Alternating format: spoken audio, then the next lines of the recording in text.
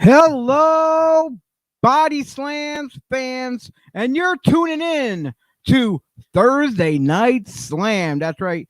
This is episode, I believe, 15. I believe we're on. I believe so. Yeah, we're up there. We're getting there pretty high. And the man sitting right next to me What up? is none other than T.Reyes, Tony Reyes, leader of the new school, jobber extraordinaire. I worked for hot dogs and sodas for the longest. No handshakes. He gets the Barry Horowitz pat on the back. Good job. Good job. And we're missing somebody right now. What do you think it is? Is it Mikey? No, he's off tonight. No, Austin. No, Austin's going to come in a lot later on in the show. Might be Pat. Do you think it might be? Nah. He never shows up. No, we definitely don't need no knob gobbler here. Oh, I know the guy with his own personal banner, Mr. Dennis Reaper. No, it's not there tonight. Banner tonight. Not tonight. Oh, so you just want to show? You just want to show off the last time? I didn't like how it was set up last time, so I have to. I was gonna do this outside. I was gonna sit on the deck and do it, but I ran out of time tonight to get everything. Also, my tripod that holds my ring light is in the girlfriend's trunk, so yeah, I kind of dropped the ball and having everything ready. No, it's good because I had to run around with my head cut off when I got home. I had to unpack shit that I had put away from over the weekend. So I was running around trying to get all this set up, and I didn't get a chance to write down notes or anything, get anything ready because we're on a time constraint with everything we do right now. But eventually, for people who don't know, our Breakfast and Body Slam show, we pulled it from the studio. So eventually we will have it in-house like this. The next one should be, I think it's like the first or second week of October. I'll get you the date maybe on the next show. We'll let you know. But October is the next one. And then probably in November. Right now we are still deliberating. That's right, I used the big word. We are deliberating. We are discussing show days and times. We're thinking about going every week with Breakfast and Body Slams on a Sunday at 11. Like I said, we're still thinking about it. Or maybe flip-flop it and do 2 Breakfast and Body Slams and maybe only 2 Thursday night slams starting in November. But we're not sure yet. So it's up in the air. We got to look at all our schedules and see what's going on. But meanwhile, let me get the cheap plugs out the way before I get in trouble from Pat. Jump on to Devereaux Sports on Facebook, YouTube, and Twitch, where you can see all of our brothers in arms with their shows. You got the Combat Misfits at 6 p.m. on Wednesdays, Breakfast and Body Slams. That's us. That's right. Thursday nights at 9:05 currently. Saturdays, you got the Old School Show, the Scrapple Boys, and formerly Breakfast and Body Slams. We're not on Saturdays no more. Well, except for the one coming up for next month, but we will announce it.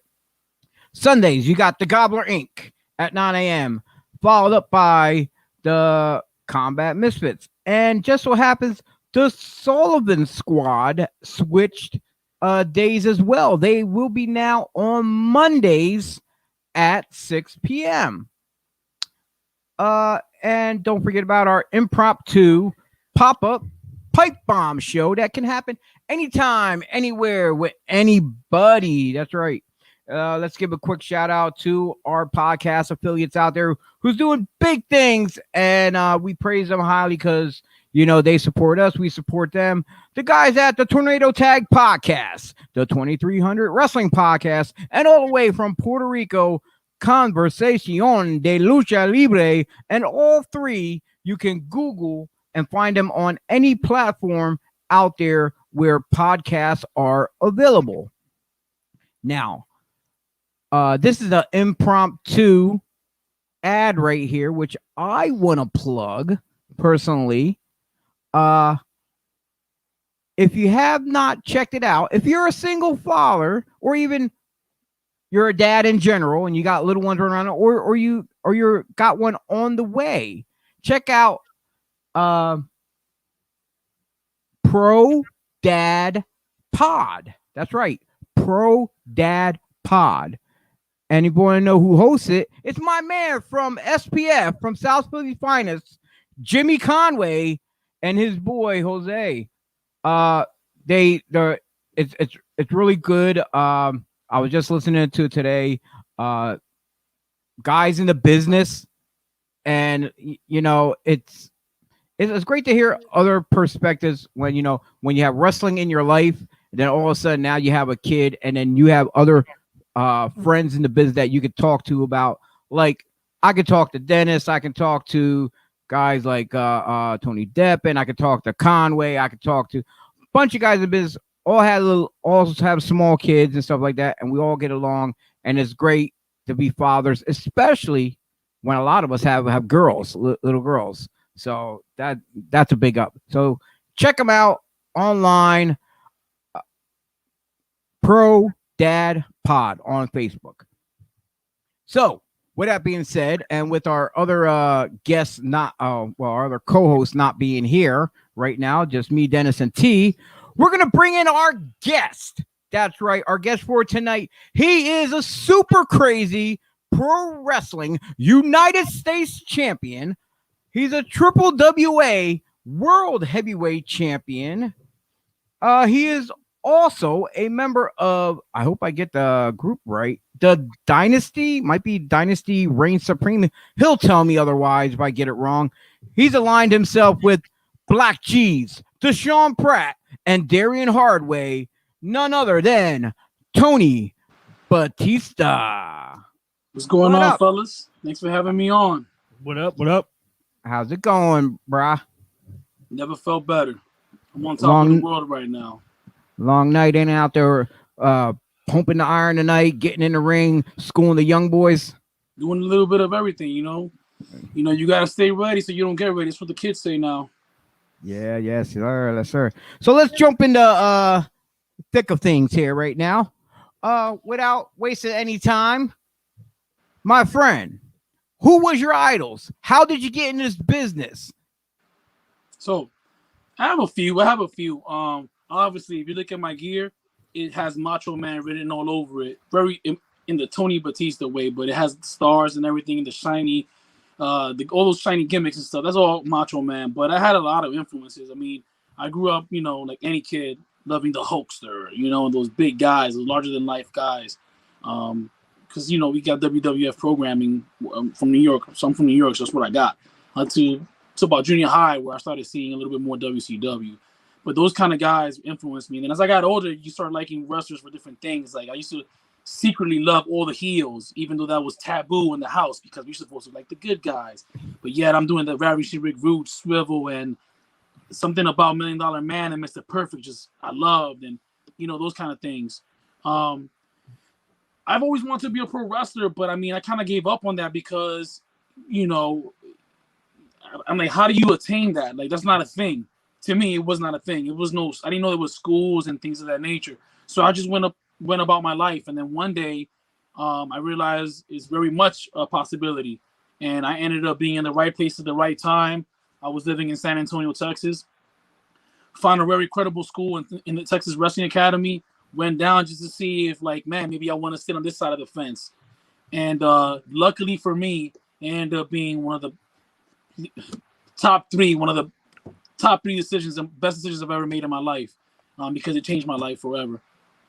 Now, you say Texas Wrestling Academy. Is that the one that was it at the time when you went, was this based under Shawn Michaels at the time, or did it switch hands? Yeah, it was formerly known as the Shawn Michaels Wrestling Academy with that big class with the Bryan Danielson and Brian Kendrick and Lance Cade and all those guys. That's pretty much those are I'm from that same alma mater, I guess you can say. But then when Shawn Michaels went back to wrestle full time, he turned over the school to Rudy Boy Gonzalez, and he changed the name to Texas Wrestling Academy. And he has his promotion, Texas Wrestling Entertainment, and now it's his school. and that's where I come in during that era. Now I noticed when you're telling us your history of growing up, who you like, and you got to the wrestling school, I'm guessing there was a big gap in between of how'd you get from New York to Texas though? Well, Like, you know, I spent a couple of minutes in the military. I was in the Air Force for a few minutes, and it just took me all over the world. And the real story is, I was actually stationed in New Jersey for some time, and then that's when I really found out that this wrestling school thing was actually a real thing. And I took a long drive to the Monster Factory, and when I checked it out, I was offered to come, an opportunity to come back to for a tryout. But around about a week later, coincidentally, I had an email notifying me that I got orders, meaning that my duty assignment, my location was going to change to San Antonio, Texas, to be an instructor at our academy. And so I started getting pissed off because I'm like, man, I finally had the courage to do this, because really fear was what was holding me back. And but something told me just to keep going. And in my Google searches, I looked up the Shawn Michaels Wrestling Academy, because you always hear about it on TV from time I was a child to now. And but I couldn't find it. Then I found Funaki School. Then I found Booker T School in Houston, which was a 4-hour drive from San Antonio. yeah. And I just did another search again for Shawn Michaels Wrestling Academy. And finally I saw a website that it directed me to another website, which is the Texas Wrestling Academy. And then I read the bio and I'm like, oh, okay. So I just went and checked it out. And it was great because it was like a 15-minute drive locally from base to training. And training started, typically on a good day of work, it gave me like maybe an hour, sometimes half an hour less, time to just get to training. So I'm like, man, it's going to be a long day, because I come from a physical job to another physical line of work. But it was my, like everyone says, it's their dream. It is my dream. So I just did it. It's like shut up and color, and I did it because it was worth it. Yeah, it's that hustle you got to put in. We all know about that. Me, T, Dennis, we've been down that road just like you have. You go to work and whatnot. I want to commend you. I want to say thank you for serving our country and stuff like that. We have a fellow vet right here with T. He served himself. What up? Thank you for serving, man. Thank you for yours. I had nothing else better to do on a Friday night.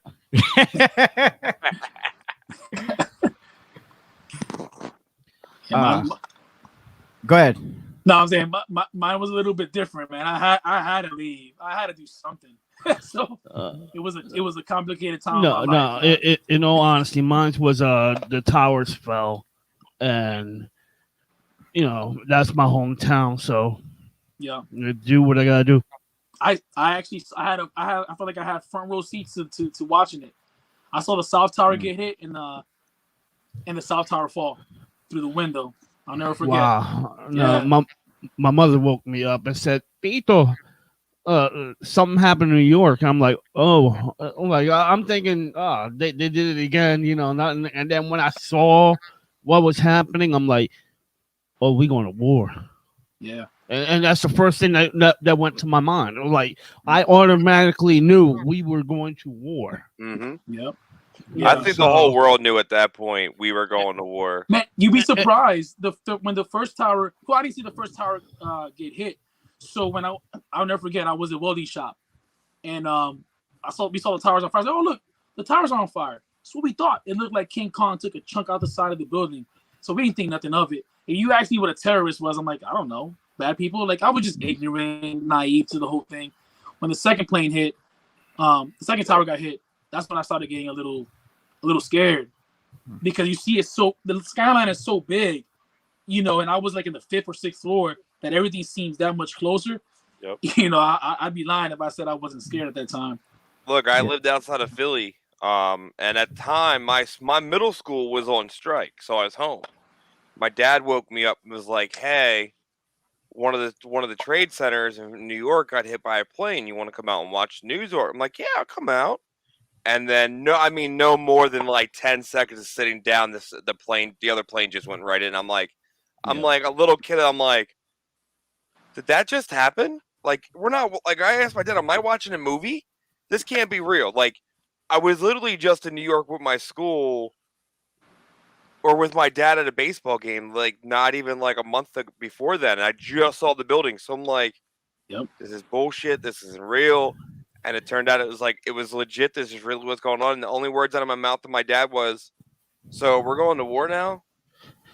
Shit, you not? You said that a few like days ago. You was looking at this shit, and that's how like literally 48 hours prior to that, me and my sister, her best friend, and another friend got in a car and went to NYC around 2 a.m. to get a slice of pizza. Dead ass. We went down there to get a slice of pizza. We drove by, saw the towers, everything, and 2 days later.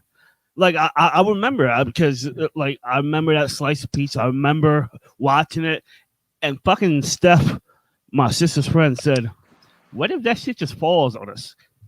No lie, wow. She said that, and I'm like, "Nah, ain't gonna happen." A couple days later, it happened. I'm like, "What the fuck?" Yeah, like me, as far as I goes, I really hate when I get the question, "Where were you when 9/11 happened?" I feel really bad for talking about it because I felt very ignorant being where I wasn't into watching news and stuff to see what's on TV. Because anytime you see stuff on news, it's always either negative or some bullshit or someone's talk. And like, and like, I didn't know anything about this stuff until the next day, to the very next day. Because all I was worried about was, what the fuck? All this shit's on TV. I can't find, I'm trying to find a good movie or something on to watch, and I just see news everywhere, and I just turn it off and go watch video game or play some video games or something there, because I was very ignorant at the time. So it's like I didn't know about it until the very next day when I started seeing the newspapers and everyone's like what the hell's going, and then you hear everyone talking about it more because I kept myself sheltered in at the time when it happened. So yeah, I really don't try to talk about it, even though it doesn't really affect me like it does other people. I just felt, me personally, I was just an ignorant person at the time. Yeah, like at that time, I was like probably at one of my best in-ring physical shapes because I could not get blown up very easy, which is always a good thing in the ring. And once that happened, my whole gear and dynamics from wrestling changed. Like because I wanted to pursue wrestling and things of that nature. But once that happened, like there was this roadblock that would not let me, and it still didn't let me have my own way, even years later. And I just became full hua and did what I gotta do. You know, I basically signed up literally about maybe September 28th, a year to the date of it going down, because I want to get in military shape instead of ring shape. Yeah. Which I learned that doing both at the same time, they don't translate each other. Nah, fam, it's two totally different things. Like either you're gonna wake up hurting and okay for one, or just gonna be hurting all day for the other. It's two totally different dynamics. Let me tell you, I was in shape because I was, what I used to do. In layman's term, I used to teach law enforcement tactics, security tactics, and combat tactics. It's really the only entity in the Air Force that actually does that, because the Air Force really doesn't do that, but we did. So I was in shape. My first 2 weeks of training, I was miserable of how blown up I was. Like, it just doesn't translate. Like, wrestling is no joke.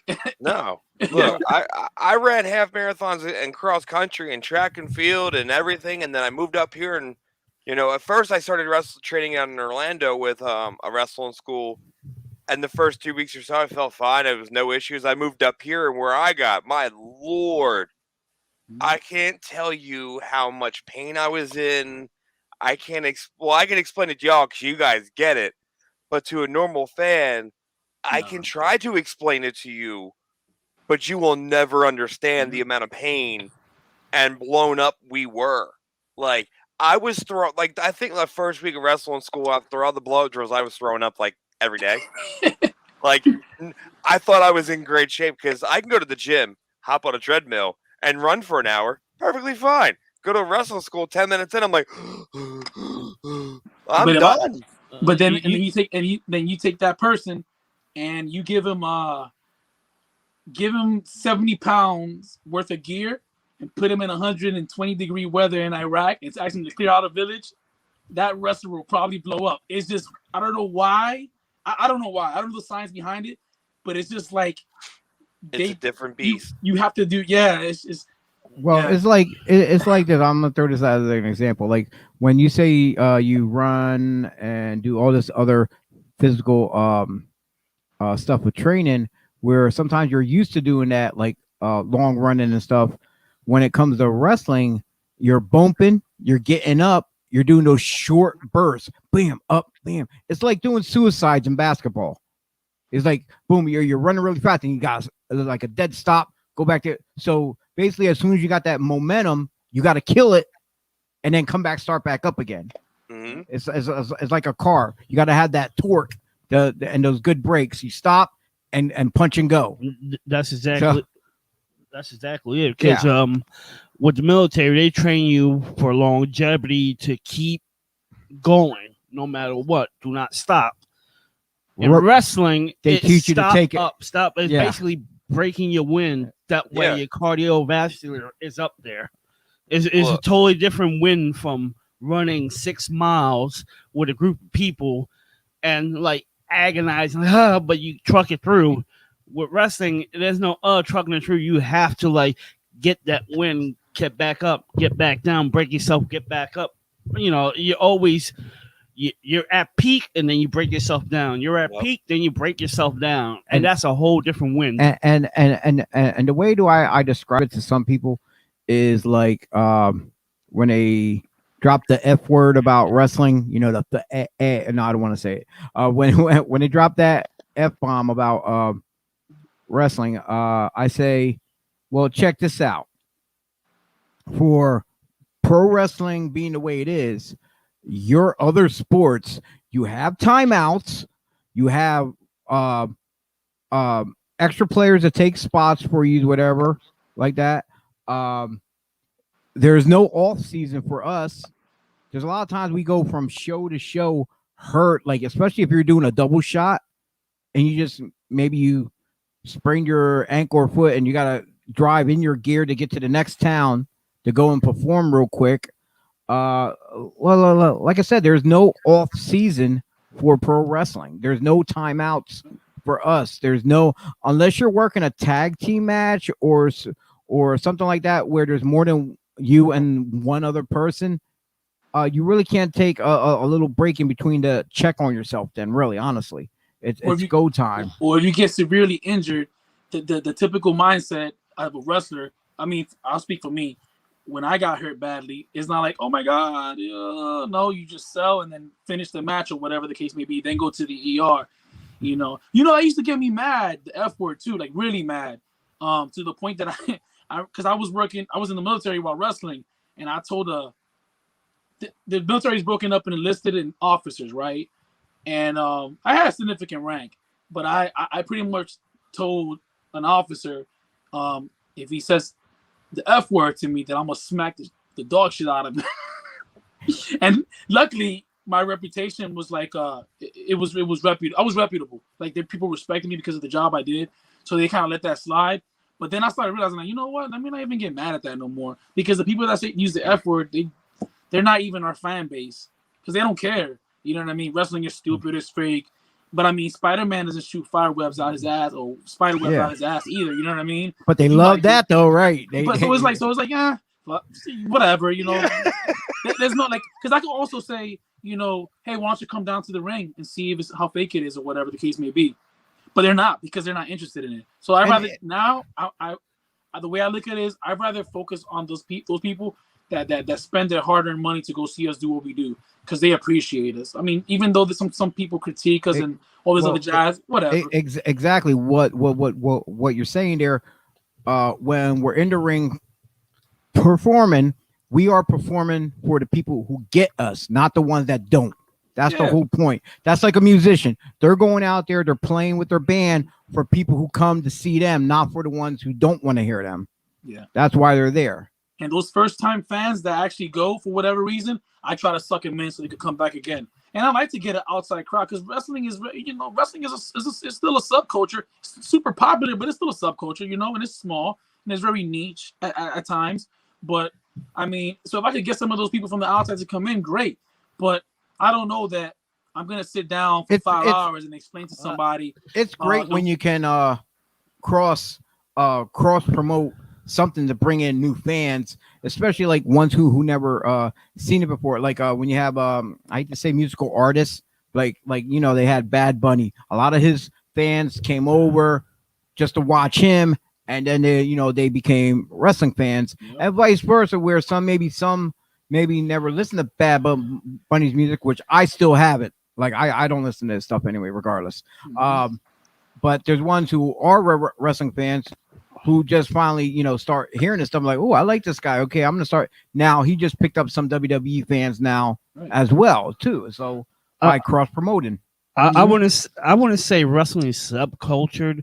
It's more because it is a big pop influencing culture with wrestling. You could say that with Becky Lynch, Stone Cold Steve Austin, Hulk Hogan, and the rest of them. It's that we get belittled by people because we like the product. So people are scared to admit they like the product. They're not subcultures because the ticket revenue proves that. It's just they're scared around their peers or their acquaintances. When they say, I like wrestling, they're scared of that repercussion. Oh, you like what? Get out of here, little kid, this and that. Right. And people like that ruin it for everybody else because nobody can have anything they can like that's wholesome and good. Right. Look, I had coworkers say wrestling was fake until they saw some of the videos from the last show where me getting thrown through chairs and like, oh, they ain't real chairs. And I had one in my car, and I'm like, okay, let me go get the chair. They go, you have it? I'm like, yeah. I go get the chair, I bring it in, and they hit it. They're hitting it with it. They're like, this is real. I'm like, yes, we're hitting each other with real goddamn chairs.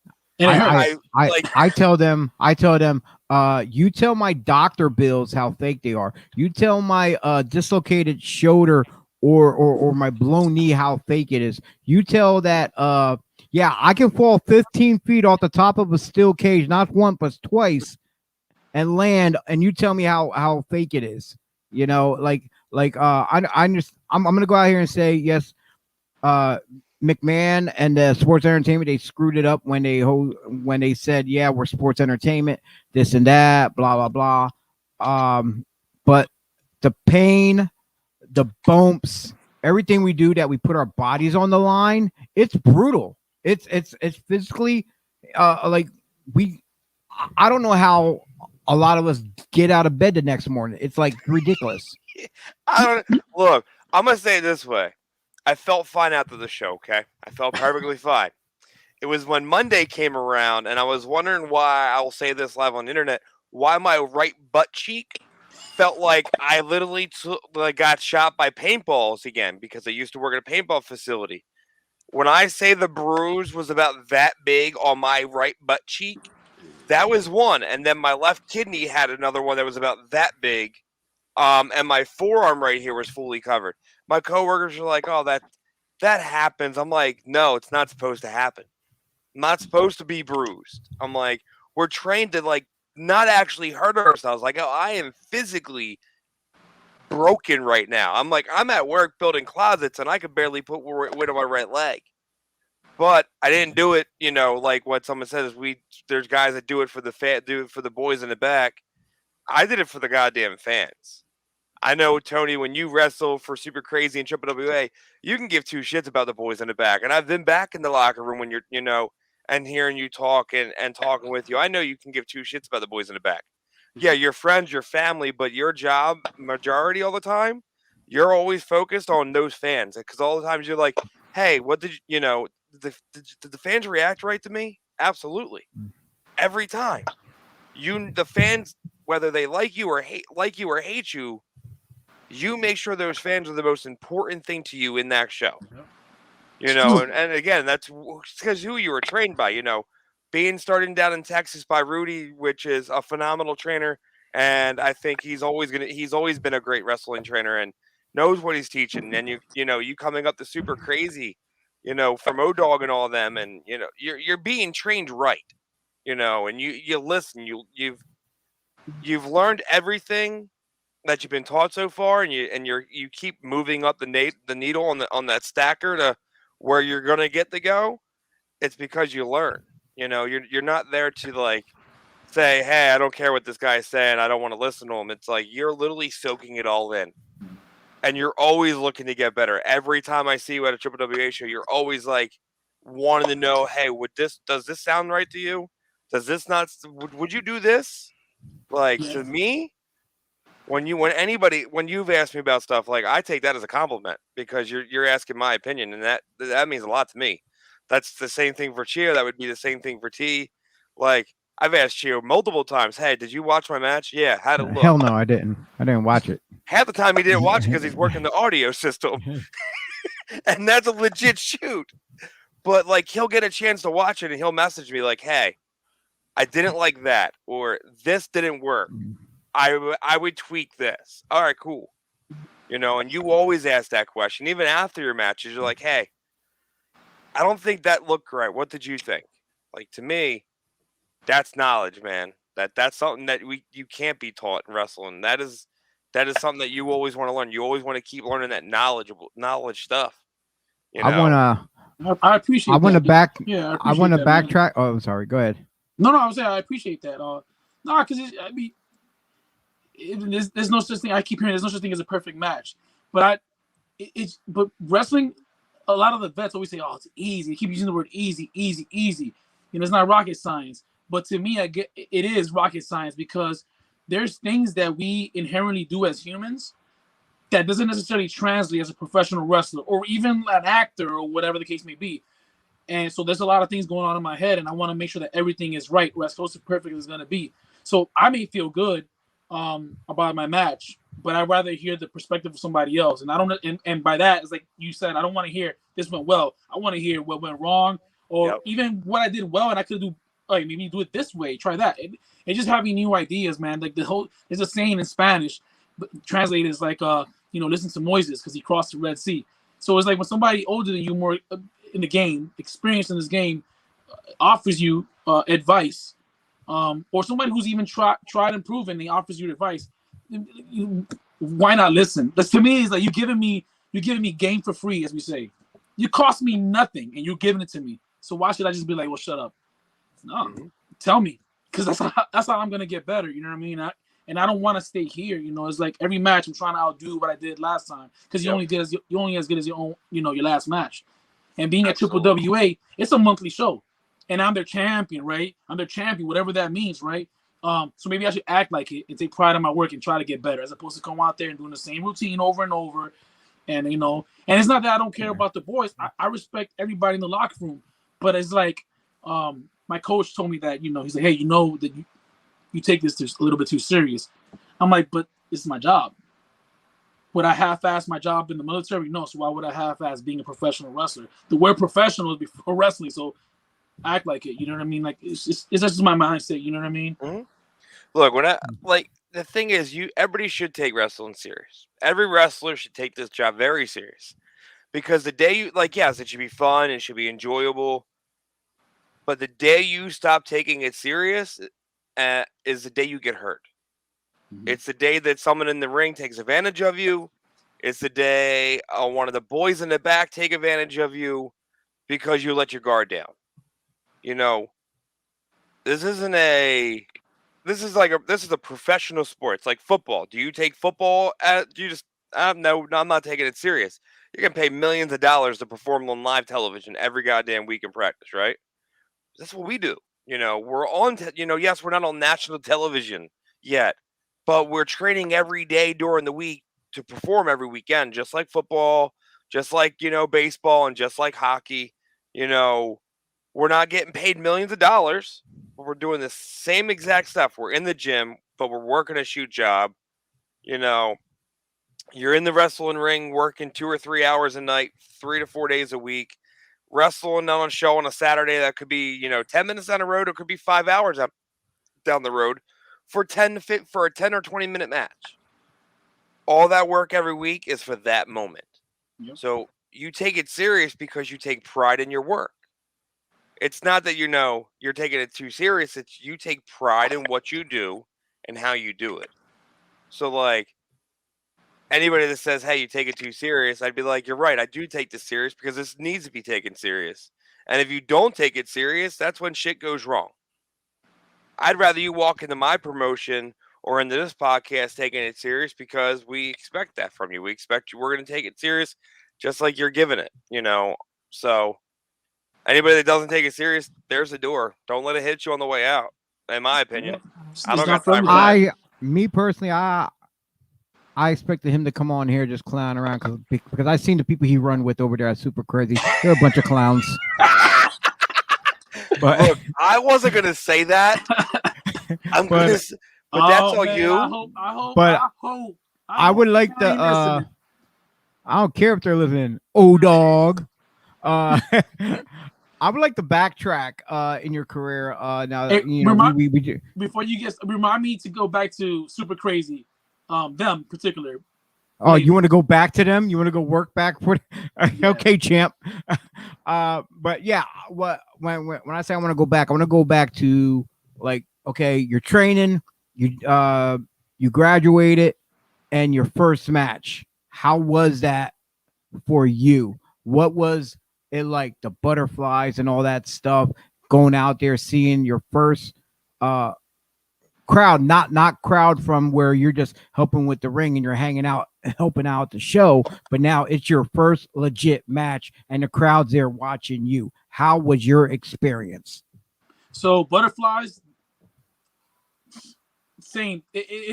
My first match. I have the butterflies the same as I will this Saturday. I don't know why. Sometimes I get a little bit of performance anxiety. I learned that when I did because I take acting classes, and I learned that. But for some reason, when it's time to go, it's just go time. I've always been that way though, even since high school. But that adrenaline rush. But yeah, but it was a good experience. My first match. First, I thought it was a rib because my first match was on April Fool's. So I'm like, he's ripping me. But sure enough, it happened, and it happened against a guy who's doing his thing right now in Texas, and the gym was filled with a whole bunch of military colleagues. So it was like crazy. I was a young upstart baby face, and I mean, I'm still a young upstart guy, but I was an upstart baby face. And then, and it was just the crowd got behind me. So it was like, you kind of lose yourself in the moment. And it was a very, very simple, basic match, that's all I needed to do. That was the story that I told, that we was telling, I was a guy from the street pretty much. I didn't even have wrestling gear because that was by design. It was just like easy. But my mind was going like 1,000 miles an hour because I'm like, man, am I doing this right? Am I selling this? Am I doing that? And you know what I mean? Oh, look at the people, sell up, and all these crazy things. But the people were behind me, and the Tony, and that's the first time I experienced that. You see it on TV, the chants, when you're down and out, and the bad guy is whooping the baby face, and I got to feel what that was. I'm like, oh my God, this is real. And now, did you get any offense in your match? Because it's your first match. Yeah. So you actually got offense in your very first match? I did. I got signed up. Beautifully. Because me, I was taught, okay, me coming, I'm a lot older, so I'm more old school. When I'm coming in, like, I didn't get shit. It was like straight, you're jobbing to the vet. All right, just go out there, bump and feed, sell, and you do that right. And like I learned I got booked a lot more in my first year or two from just bumping, feeding, and selling because I'm making everyone else look like superstars out there, and I got so good at it. And then after a while, then they start giving me my couple shine spots here and there, and then start going over eventually. But yeah, I'm surprised. Well, then again, I'm not surprised because nowadays within the last 10-20 years, that's been going on a lot. A lot of guys, coming out of schools and with the the way wrestling is, more guys are based. Dennis, how do I want to word this correctly? There's just no jobbers anymore at all. Guys coming out of school and just straight going to work on match one. I don't see no jobbers. The reason that is because a lot of promoters a lot of bookers book their friends. They don't want their friends to be mad that they lost. Look, I know how many wins I have, and I know how many losses I have. I have more losses than wins. You know why? Because I didn't ask to win. I went to the show and said, I'm going to do whatever you guys need me to do. It doesn't matter win or loss. That's how I was trained. I never cared about a W. I never cared about a loss. All I cared about was going out and performing. But a lot of these guys, and I'm going to say this live on the internet. I'm not going to say the person's name because there's things going on. My bad. I didn't want to lose. I didn't want to drop a title because he wasn't getting a heavyweight title shot. Well, unfortunately, I'm going to say this and people can get mad. Championship titles are a prop, okay? But in an aspect of you've earned that to be in that position, okay? So, like Tony, you've earned to be the heavyweight champion at WWWA. You've earned to be the United States champion at Super Crazy. You've earned that. I don't consider them titles anymore because of the fact that so many shows have champions now, okay? But this person didn't want to drop a title because he felt that he should be the heavyweight champion. Well, first off, you're 5'3", okay? You're not. You literally are a cruiserweight, and he was that mad, and has decided lately to bash a promotion, and start all this bullshit. I'm not saying names or promotions, but I know people that are watching and already know who I'm talking about. I do. Okay, and that pisses me off. When you're given an opportunity to work with a promotion and be handed that title, okay, you're going to win the championship tonight. Great. It's not that because you're a good, it's not because they felt bad for you. It's because you put the work in, you've put the time in, you've earned that opportunity. Now go take that opportunity they're giving you and run with it. See what you can do. And this person was, butthurt. Hey, Dennis. Yeah. Is there a such thing as a worker crush? Yes.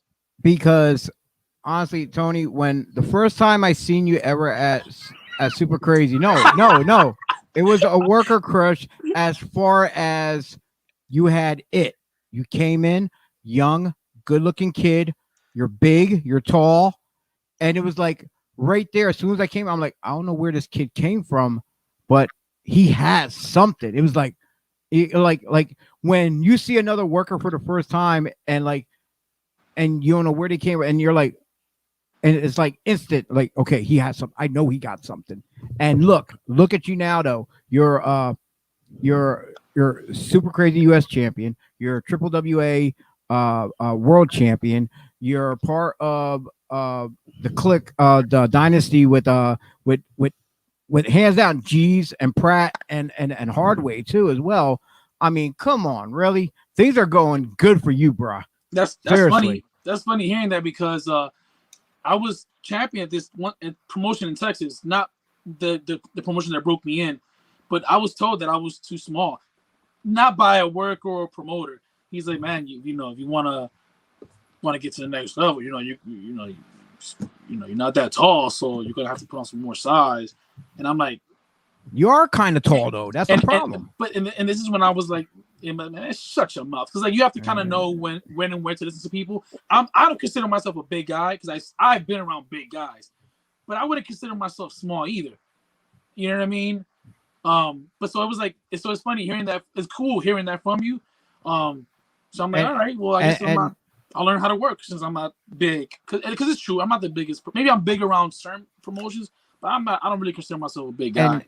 And the way I always describe you, which you hear me say it countless of times, I know you do, where I always compare you as a young Rocky Maivia.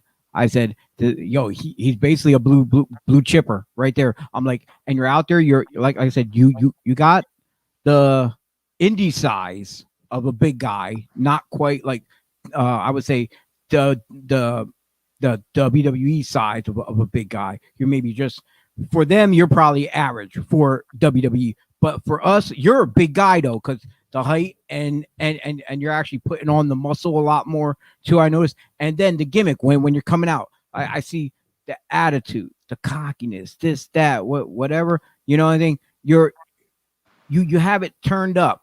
You have it turned up where you're working the gimmick. You're working that old Rocky gimmick when he's coming out for the first time with well, not the first, but when he's coming out with the Nation, you know, before he took over the Nation, he was a cocky, arrogant, Yep. so, you know, and that's what you're doing, and that's why I always describe you like that to everybody I come across. Hands down, I said, look, he is the current blue chipper Rocky Maivia, you know, that's him right here. You got to book this kid. I appreciate that because I'm trying to work. I always joke I should get a shirt that says I just want to work. You know what I mean? And I find it like any wrestler, I'm sure, it's hard to get work out there because they look at you like, you know, who's this J Bro? And I get it. They never seen you work, so it's like, what do they know? But it's like, man, I don't want to. I respect everybody. I'm real big on respect, so I like to give it. But sometimes, man, I gotta call a spade a spade. There's guys out there that are getting work That don't deserve it. have no business working. Hell no. I will fuck. Pat, I'm sorry, I'm going to curse. I can fucking agree with you on that one. You know how many times I go to a show now and I go, how'd this guy get booked? Like, and I watch the matches and I'm like, I don't understand it. I just don't. I get the guy has a character and he can talk on a microphone. He's a great person. And then he wrestles and you're just like, what? And then after the match, they go, hey, what you think, right? And then you critique it. And they get butthurt when you tell them the match looked like shit. And that's just it. Like, you gotta have. It's not even easy. Oh, you have to have thick skin. It's not even that. It's just check your ego at the door. You know. Yes.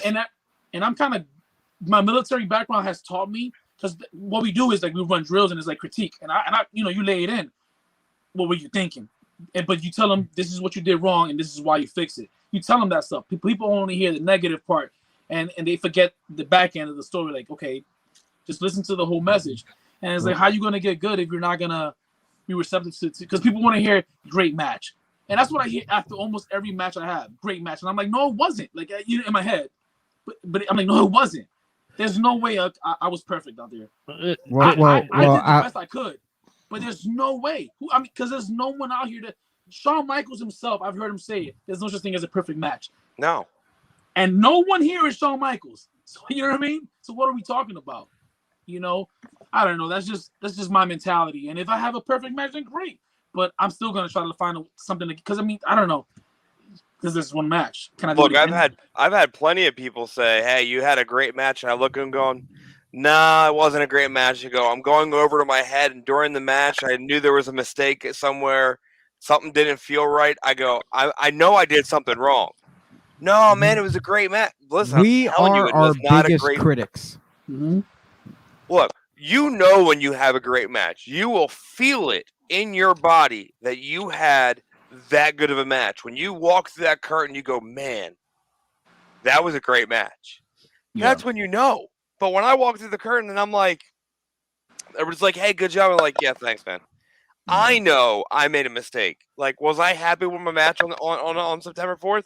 No. Did I love it? Absolutely, because the fans loved every little bit of it. You know, I had to tell the fans stop chanting ECW because, you know, in the state of Pennsylvania, you can't bleed. And I'm not bleeding. I like my face. But the fans were into the match. The fans were excited. The fans liked everything we did for them. But I still wasn't satisfied. You know, I'm never going to be satisfied in the match. You're never going to get satisfied in a match. You know, I know Chio has never been fully satisfied in a match. You know, because like he said, we are our biggest critics. You know what I mean? No, and again, it's hard for us to really explain to fans why we're our biggest critics. But if you're an art student or in the photography industry or anything that Music, has to do or anything. music, you are your biggest critic because you know everything you want once you want it to be perfect, but it'll never be perfect. We're not the Michelangelos or the Picassos or the Van Goghs or the list goes on. We can never be them. They started all this. Like, in my opinion, those are the guys that started it all for us because they were the ones that brought all the art together. Wrestling is an art. Yes, it's a sport, but it's an art. It is a lost art, in my opinion, still, because there's not many guys that can do, or women that can do what we do. It takes a very crazy, loose nut in your brain to do what we do for what we get paid. Like, if fans really knew how much we got paid and how much travel and time we put into our stuff, they'd be like, yeah, we ain't doing that. Trust me, it's already out there with some of the bios that were put out on by WWE. Austin and them talking about, hey, they're going like $20 payday. They're traveling halfway across the country for nothing, peanuts, sleeping in their car, this and that. But Tony, you wanted us to bring it back to Super Crazy Pro Wrestling, you said. Oh man, so it's those guys and like, well, let's not put them over too much, right? You don't want them to get the big head going, but those guys are family.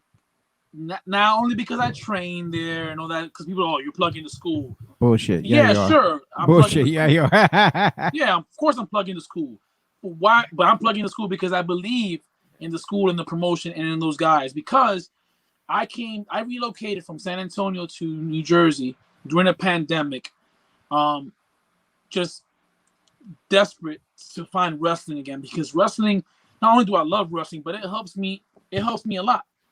And I wanted to get back in shape. And I hear that the tri-state area is big on wrestling, so I'm like, okay, so I'm coming back.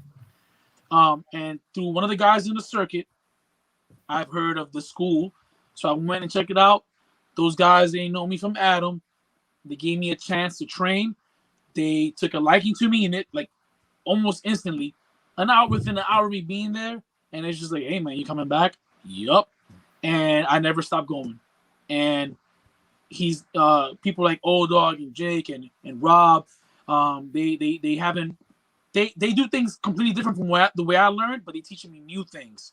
And it's just like, there's 1,000 ways to skin a cat. So I'm learning a lot from them, learning a lot of new stuff.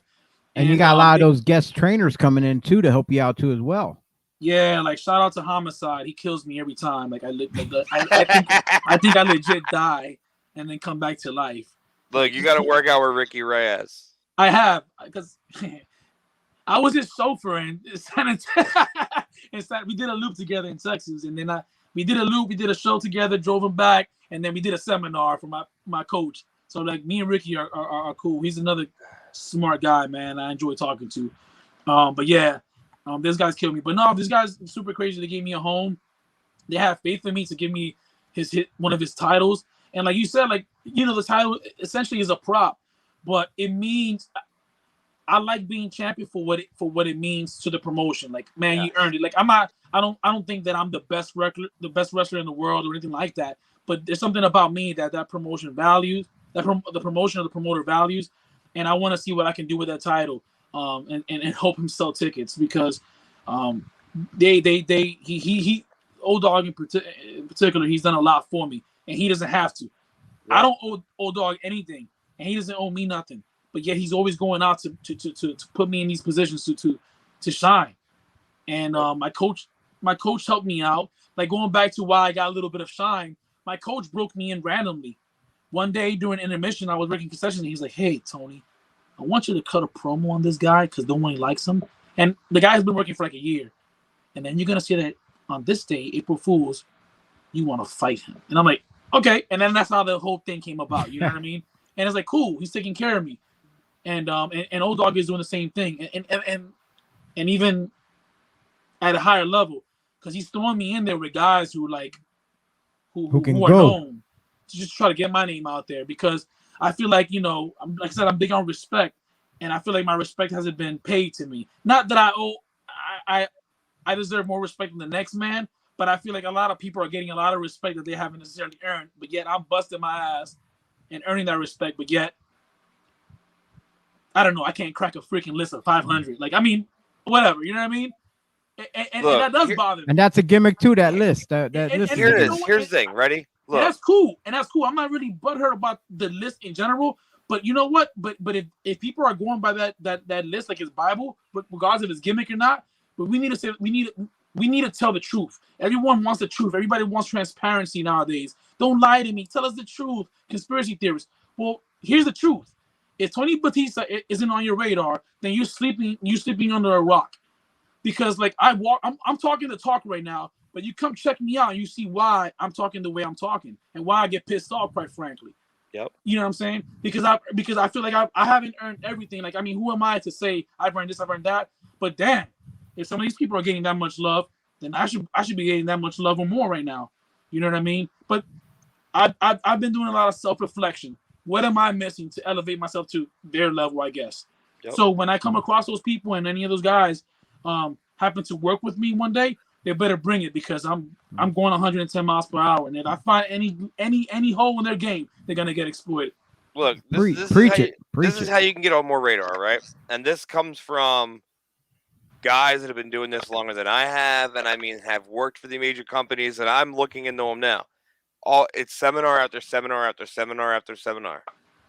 That's all it is, really. I wish I would have known Kurt Angle was doing something this past weekend. You think I wouldn't have driven to Pittsburgh or something? Absolutely. I don't care about no video game. I would have loved to learn from Kurt Angle. You know, there's seminars all the time, but the thing is, and this is the downfall about the internet. No one wants to share the seminars. The promotions want to keep them quiet and hush hush and keep it in-house and not let anybody else benefit from it, right? And that's the downfall about wrestling anymore. When Super Crazy did Camp Crazy, we didn't hide it. We were posting that shit everywhere. When Camp Outbreak comes out, we share that everywhere. So you guys have an opportunity to showcase your talents in front of other promotions all over the East Coast, from Jersey to New York, Philly, everywhere. We have people watching online. It's because you deserve that opportunity to showcase your talent. And that's what sucks anymore. No one wants to share seminars. No one wants to share, matches. Like, hey, here's my match. Post it. Well, unfortunately, shows don't want to give you your matches. And that's what sucks. I never had the opportunity to have a lot of my matches filmed that I believe were good matches that I could have, made a resume video and a highlight reel and sending them out to people, because I never had that opportunity. These promotions were like, yeah, I have those videos somewhere. I don't know where they are. You should film your own matches. That's why I started my own production company, which I still have the videos that I'm working on, from Super Crazy from the last time I filmed, and you were, I believe, I forget who you worked. Yeah, I forget what day, but you tell me the day, I probably remember. I think you might have worked King Kalua. No, I haven't had the privilege. No, that was Rock. Rock worked King Kalua. I cannot remember honestly who he worked. I have it literally. The SD card is sitting in front of my face. It might have been sitting next to me. No, Fozzy was just recently. But all I know is. Speaking of Super Crazy, though. Yes. But speaking of Super Crazy, you said you got Super Crazy coming up this weekend, right? No. Super Crazy won't run, I think, until November. But this weekend, I have NAW in Springfield, Massachusetts. I've never been out there, so like I'm super excited because I want. When I mean that I want to take this, listen, I separated from a secure job with a lot of rank and a lot of security, right? To try to do this full time. So I want to go over the world. I have a more than capable car. I have a passport. I'm ready to work. So I'm driving out there, however long it is. It was a good trip to Massachusetts, and I'm excited. And then the following weekend, I have WWWA on the 25th, and on Sunday the 26th, I have Keystone Championship Wrestling. which unfortunately my opponent got hurt, which is my, but I mean, it is what it is, just cards subject to change, and, we'll adapt and overcome. So those are the next the upcoming shows that I have. All right, for promoters out there who might be possibly watching this, if not now, maybe on the replays or whatever, where can they find you as far as contact to get a hold of you? Where can fans out there check you out on social media as far as videos and check you out? Maybe you have a Tony Batista fan page that they can like and share and stuff like that. Do you have those links for us available? Yeah. So Tony Batista 08 at Instagram, Tony Batista on Facebook. Next month, when I have a little bit of a environment change, I'm gonna start up my YouTube again, because I have a YouTube, Tony Batista, and just contact me through the social media, and you book it, I cook it.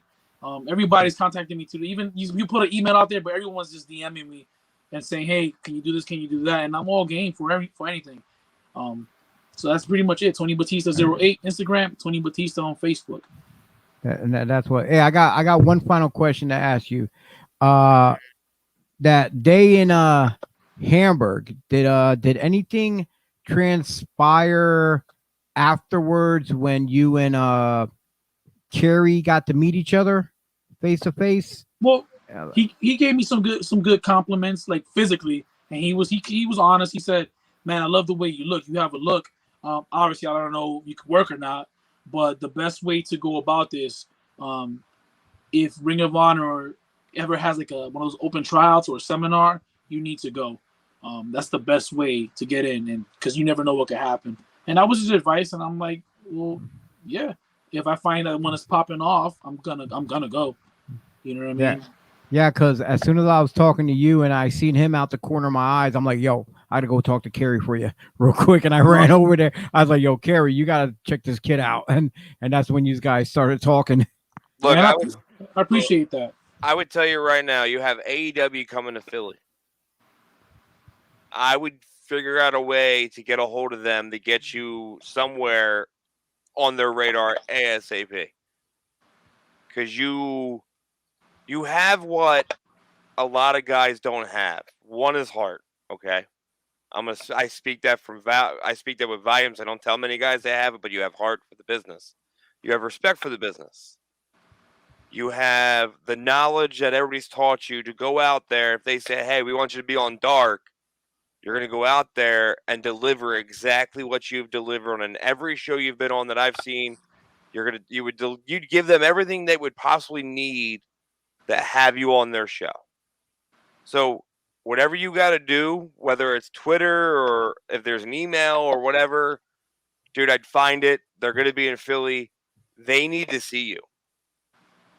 100%. I think you have what it takes to be on the television already. And I'm not trying to blow your head up. So, dog, I hope you're all not thinking that. I'm just speaking truth here. Your boy has it. You've had it since I first saw you at the Super Crazy Camp Crazy. I believed in you then. I believe in you now. I've seen you on shows. You just want to keep getting better, and you always ask the right questions. You don't ask stupid questions. You want to get better by asking what you did wrong and how can I be better all the time. That's the only way to make it in this business, is that right there. So I would say I don't know what emails or what you got to do, but there has to be a way to get you at least there, because they were just in Jersey. And I can tell you right now, I know every one of the Chikara guys, they just took a group photo and they were in Jersey. And there's always somebody who knows somebody who knows somebody. So O-Dog has to know somebody that'll be at the Black G's might be able to help you, dude. I would talk even to NWA, even NWA with G's, Hey, why not? Yeah, that I'm like, ugh. Look, it's not that you look. So my goal is like, so I got this opportunity to run with G's, and I thanked them. I thanked him and Brett, and I'm like, yo, thanks, because they didn't have to do that. They don't. These are established guys. So like, I don't like to ask for things, even though sometimes you gotta open your mouth and that, like closed mouths don't get fed. But since I'm running with G's now, my goal is to just show him, like he doesn't have to tell me like I'm not a pat on the back guy, but by him accepting me is me. I'm guessing he's saying, "Well, I believe in you, Tony." So I want to prove him right, and like I want to show him that I could take it up even another notch, whatever that level is. I'm going to reach it. So he could probably be like, or even how much I say, "Hey, come take a ride with me." You know what I mean? It's like it's kind of like the Horsemen back in the day. Instead of as time went on, the company put people with the Horsemen, but back in the day, the original guys themselves, they chose and picked who they want to be a part of them. Like when Ole left, they had a choice. Luger had a look, but at the same time, Luger still didn't fit though. But when they got Wyndham, they knew they had something special. So and that's what Jeeves and Pratt was doing. You know, they were trying to put something together, and they got the pick. It wasn't Super Crazy that picked. They got the hand pick you and Hardway. Yes. Look, here's what you do. This is the best way to do it, and this comes from asking Marge Indrak. This when I had him at Legends of Hamburg.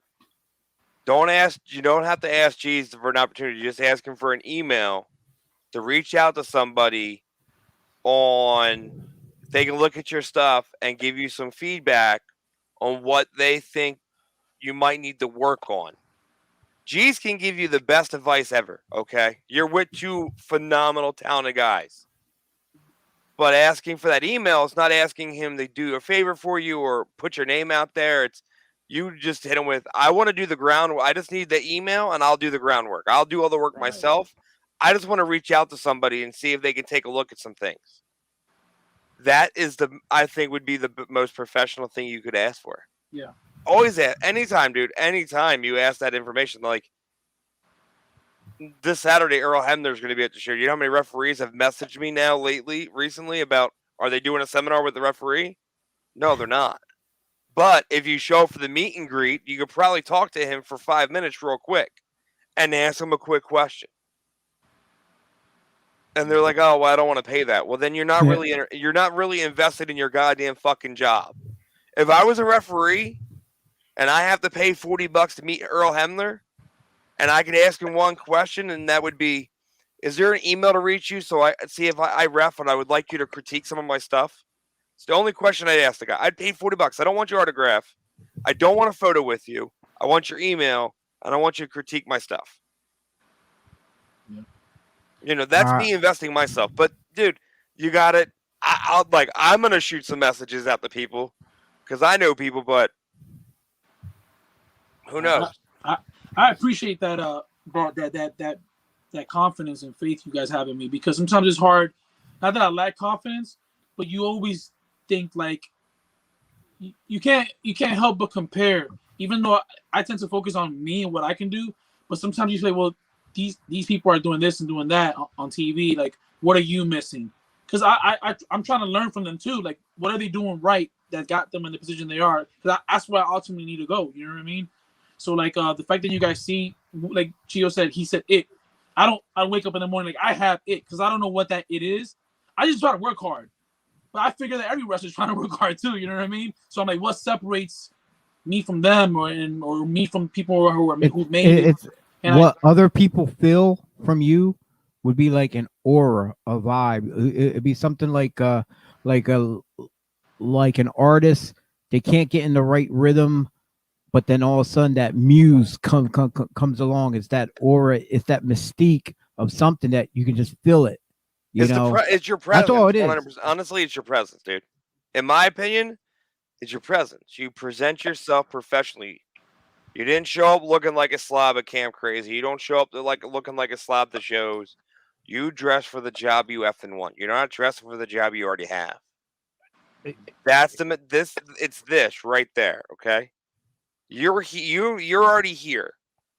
You get it here. It's the most important thing. It's how I see. He's right, and he's right. The it factor. I came in when a lot of big stars were just breaking in, or 2 or 1 year into it. And when I say normally, when you say the breaking class, when you're in the Indies, is the first like 3 years around you. My first 3 years where I said I start to do this. Who are the people who I need to look at? And then I got shook. I'm like, these are the guys that got contend. This was my class. CM Punk, Samoa Joe, Bryan Danielson. You know, these were the Claudio. I'm like, these were the fresh 3-year face rookies that, you know, they're wrestling like God tier performances. That's what you know is it. Within your first 3 years that you captivate that well, that you know who they are, that their name rings bells before anything, that their professionalism and their in-ring work, you know, that goes a long way. Like when I found out these were my peers on a break, and I'm like, Jose is really not going to be doing too good, and that fucked up my whole mind frame, my whole, you know, way of thinking, because I saw that I'm like, dude, I'm nowhere near to the caliber of these guys, and they're basically just like me. You know what I mean? Just either a year or a few months in, and they are killing it. What am I doing wrong? But that's how I see it. That's the it factor. If you go in and you bust your ass and your work ethic lets people know that you are that good, that's what it is. Because D. Bryan really probably would never win the world championship if it wasn't for the fact that he was that good. And when you're that good, you can't keep it from coming to the top. You know what I mean? Your skills and your reputation, your skills and your rep will precede you to wherever you go. I see what you're saying, because especially when you got guys on the main roster telling other main roster stars that this guy is better than you and he's just coming up from the indies. Yo, that's a big plus when you got something like that going on. But you know what, gentlemen? We're pretty much out of, I hate to say this, we're out of time, Tony. Already? But I appreciate you coming on. But if you want, you can stick around and jump into our general wrestling conversation that we usually have. We talk about everything that's going on, like as far as like, you know, Raw, AEW, NXT now, and whatever else news is going on in the world of wrestling. AKA we bitch and mark about everything. Yeah, we just bitch and complain about everything. But look, just because, you know, tonight ends for you on the episode on Talking, doesn't end on, you know, Reap the Future with Dennis Reaper. I'm just saying, because I start filming this Saturday, and I'm going to be starting to make my rounds to other places, and you already know you're on the radar. I'm just saying, man. For the YouTube series, I'm just saying, I'm going to help. I want to get people I believe that deserve the spotlight to be shown. I'm game, man. You like I always tell the promoters, you book it, I cook it. Me and you've already booked it. We just got to go ahead and cook it now. That's it. That's it. We booked this at WWWA when you won the heavyweight championship. You know, you just use some baking soda, some boiling water. Wait, hold up, wrong recipe. No, it's just our schedule. Me and his schedule. Stuff. My schedule with my job and me training people at SKPW, and his schedule and his training. They just don't do this. Yeah. Listen, gotcha. I don't sleep much, unfortunately. Listen, I'm a working man. I'm a full-time wrestler. I have 2 children. I have a wife. Like, listen, I'm flexible, all right? I'm flexible. Well, we know you're flexible. You throw people around in the ring. I'm mad that this is over right now. I didn't realize. Right now, I'm noticing that we've been on for almost, you know, over an hour. I'm like, that quick? Well, here's the thing. You're always welcome to come back on, and we can talk some more. But like I said, if you want to stick around and hang out with us, we do get into other general wrestling conversation, and you can, your point of view is more than welcome to discuss any of the things that you might see that is working with wrestling, stuff that you don't like or whatever. That's what's going on, because I'm sure you watch the same product as we watch on TV from time to time. Yeah, from time to time, and here's why from time to time, because I try to focus on the older era. Yeah, because I feel like there's a lot more things that because what's old is new again. Yeah, and I like to bridge both eras. Well, I'm gonna well, on one of our parts that we're going to discuss, then I'm going to actually going to talk about on something that seems older, but that's new though at the same time. So if you want to stick around, you're more than welcome. Do you want to? I wanna, but I also want to stay married. She's calling. Gotcha. Good call. She's, you know what I mean. Listen, I've only been married for what, 3 months now. Oh man! You know what I mean? Congratulations. Thanks. I mean, we've been with each other forever, man. I'm looking for a frying pan in the background. I don't see no one sneaking up on me right now. Hey, look, no. See, Listen, you're looking for the frying pan. I'm looking for the fucking flip flop. Okay, there's a difference. No, My my wife is actually one of the from what I understand, she's actually not the normal wrestler's wife, and I attribute that to her being a military spouse. Before that, like we were together while in the military, so she understands like work is work, and she appreciates it, and she loves it, and she supports it. So I don't ever hear nothing from her. But I'm like, man, let me just go up there and give him some love. It's gonna be Friday tomorrow. Let me just celebrate my. Listen, a champion needs to celebrate like a champion does, and I have you tell her how it is. You put your foot down. I have a fine ass wife. I don't want to enjoy her as a champion should. I'm just saying. Listen, man, I walk it how I talk it. I live it. I live how I spit it, man. You know, the fancy clothes and the money and the luxurious trips, you know, and the only thing is I don't have the women, but I have the woman.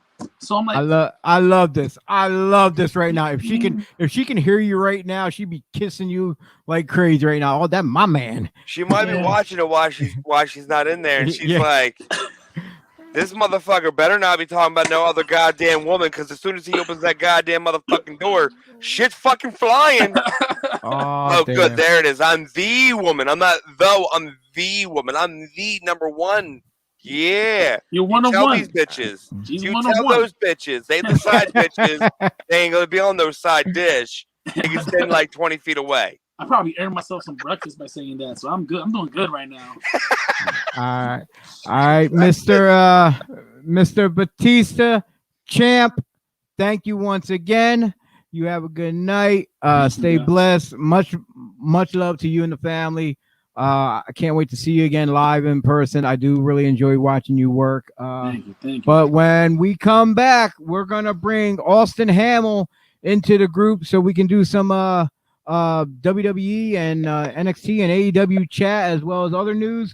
But since we were on the subject about Super Crazy earlier, why not let's check out the Skid Row Academy right now. Hey, yo, what up, people? You already know who it is. Just in case you don't know who it is, this is Ortiz, one half of the greatest Puerto Rican tag team on this damn planet, representing Team Pazuzu, the Inner Circle, Ortiz. And I'm here getting back to basics up in Deptford, New Jersey. Deptford, I said it right? I said it right. Yeah! Come get back to basics. Come get trained right here at Super Crazy School. Ow!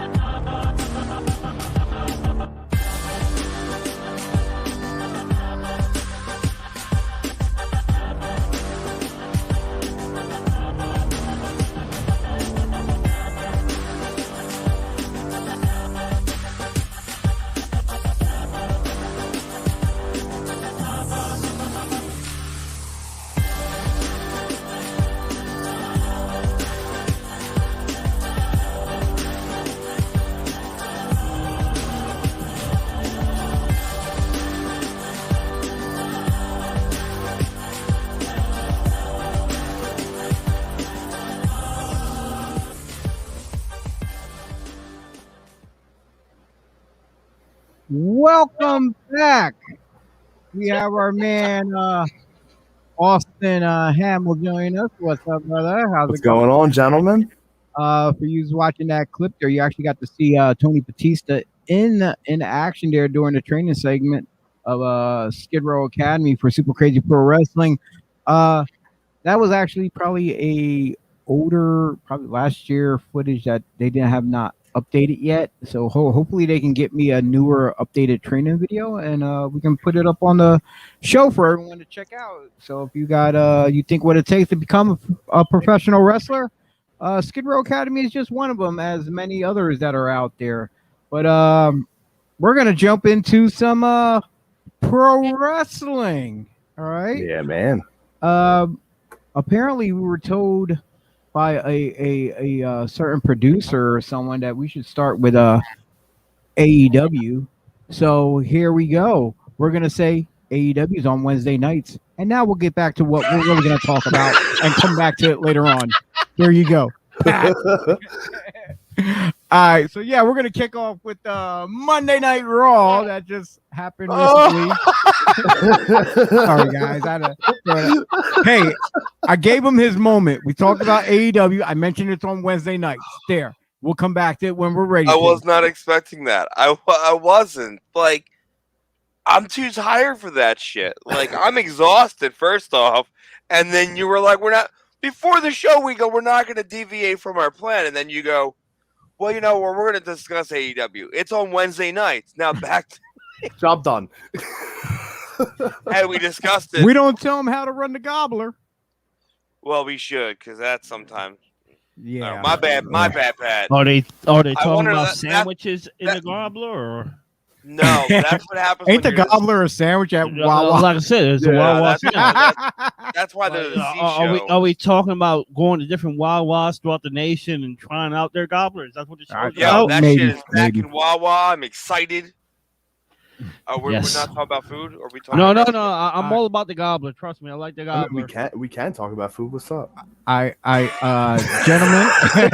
I got a bucket of fries from Sheets, Hey, and I prefer Wawa though. but- Raw. and I got my, raw. We was cheese- discussing All raw. Let's discuss Raw. You know what? We're just gonna jump right into it because there's no other bigger story. Go ahead, I won't bring it. lie. I didn't watch Raw. besides the heavyweight Congratulations title match. to Big E being the new WWE. You ain't doing it right, man. You got to get up and gyrate I'm your hips. sorry, my hips Look, don't work T, like that. T, you should gotta- just go ahead and do it. Come on. Come on, man. One You got to jiggle time. it. Jiggle it for the ladies out there. I had Come on, get up. Come on, T. problems with my T, hip, and you T, want me to T. displace them? If you Why don't want he? those- Why don't he do the hip thingy? Why don't he? Because my Because- hips don't lie. No. then His my hips hip do don't lie. No. No. T, Chio's hips do lie. Here, But look, here's the Look, there's thing. French fries in front of you, so if you don't do them, Chio, take the fries away. I'll do it with a chair. Ready? Now that works. I'll W. take it. W.E. World Champion. Holla that. Chio, Big E, give him the fries. congratulations He to gets the everybody fries. on the That's show. He gets those. See, I'm trying to have a moment here. You guys are talking about gyrating hips. I can't honestly. I can't gyrate my hips right here on screen because it's too hot for appar- TV. That's why. Well, exactly No, because no. apparently You'll get banned for scaring the kids away. no because if I do this This is school vicinity in a couple blocks from here. That's probably why. no because if I gyrate my hips here for us here for Thursday Night Slam, any women that watch the replay 9 months later, I'm be getting hit up for child support. All right, it's that bad. What? He said he has to make a phone call real quick because you know Phone we're not. call? He has work related going on, bro. It's good. Put your thing on mute. He did. He muted him. Look, I'm ecstatic that Big E won the title. Dude, as soon as he put the post up, I'm like, okay, they don't play around with posts like this. Normally, when they say something, somebody told them to say it, and they just ran with it. And I wasn't sure they're going to go with the plan, but he kept on showing up, like smiling, like it's happening tonight. I'm like, oh, they're gonna go with it. Like as soon as he went to both of them, like, yeah, it's going tonight. No matter what is happening, I'm like, they're gonna go. They're gonna do it. And it makes sense. Goldberg said that this is not about the belts. So Lashley don't need the belt for Goldberg. And the first time in WWE history, you have one African American dropping to another African American ever in the history of the company. That was something beautiful. Look, it was way overdue. Okay, way overdue. Big E is, without a doubt, hands down, one of the most athletic big men you have in WWE. He can give you anything you want. He can give you sad. He can give you happy. He can give you evil. He can give you whatever. He's done everything right. He's done everything he's been asked for. He has earned that opportunity to carry one of the most prestigious titles in professional wrestling. Hands down. And Jim Cornette, you can suck a dick for disagreeing with that. Okay, now we're gonna get into that subject. Well, Right? no. We're gonna say it loud for the people in the back. Are you gonna say that for later on at the end? We'll save that for later on. I was just saying I had to get it out there already that Jim Cornette can suck a dick for disagreeing that Big E. Well, Jimmy E. Cornette can suck a dick. Remember that? Johnny. Yep, John. We miss you too. I'm still wanting to beat your ass in Puerto Rico. Just saying. You gotta beat him with a chancla. Oh, I'll take 2 down there and beat his ass with it. I'm just saying. I'll throw it from ringside in the last row. Now, my question is, I don't see him lasting 6 months with the title. Past 6 months, I think they're gonna screw him over the same way they did Kofi. I do look. That was brought up in a podcast, and I can kind of. Yeah, he said, "Come get some, bitch." Nothing but love for you, bro. I see him if they have him as somewhat of a transitional champion. Royal Rumble would be the one that he drops to that the earliest. Here's why I think that I could see that happen. One, they've already announced at Crown Jewel you're getting Roman Reigns versus Brock Lesnar. Okay. You get Bobby Lashley's rematch versus Big E at Crown Jewel. No, that's going to be Goldberg versus Big E because that's what they're paying for. I really hope not because I won't watch that goddamn shit show. I'm right now. I'm thinking of what he just said a little bit ago. He said about E dropping the title at Rumble. But this is why I say you're going to get Big E versus Lashley at Crown Jewel. Lashley wins. Lashley doesn't win the title, but he wins the match by DQ. Lashley's in the Royal Rumble, wins the Royal Rumble, and immediately challenges for the title that same damn night. Wait, Lashley wins the Rumble and challenges for the title. No, the winner of the Rumble gets it at Mania. You can get it at Mania, but he can literally say he wants it then. What I'm saying is this though is he goes into Royal Rumble, he loses the title, okay, he loses the title. Next thing you know the Rumble's always the last thing on the card. Just so happens there's an open spot. E comes out, wins the Rumble, then he gets the title shot for it. Then he wants the other title now. Since he already had that title, he wants the Universal one. Yeah, unfortunately, that's not happening. We all know it's going to be Rock. Most likely, it's going to be Rock versus Cena or Rock versus Roman. But from what I heard, they're saving the Rock versus Cena for Hollywood and things of that. Like in 2023, they're talking about Rock. Yeah, well, here's the thing. I can see it being down in Texas because here's the thing. It's in Texas. It's in Dallas. The only thing you have big going on for Dallas right now is who just retired from wrestling? Taker. We all know it's happening. We all know damn well Taker's getting inducted this year. You need a match that's going to live up to that hype to keep the crowd that's going to want to watch Mania. That's your match right now, is Roman versus The Rock this year in Mania. I would rather see it in Hollywood. I would, but I could see it happening this WrestleMania in Dallas, Texas. So the build-up's there because Roman's facing Lesnar. Lesnar's losing. Yeah, but right now we're taking off the focus off of Big E though. I'm still just saying that they're definitely gonna screw him over like Kofi. Bottom line, hands down. I don't think it's gonna be a screw over. Kofi didn't have a long run at all. It's either one of the two. It's gonna be one of the two.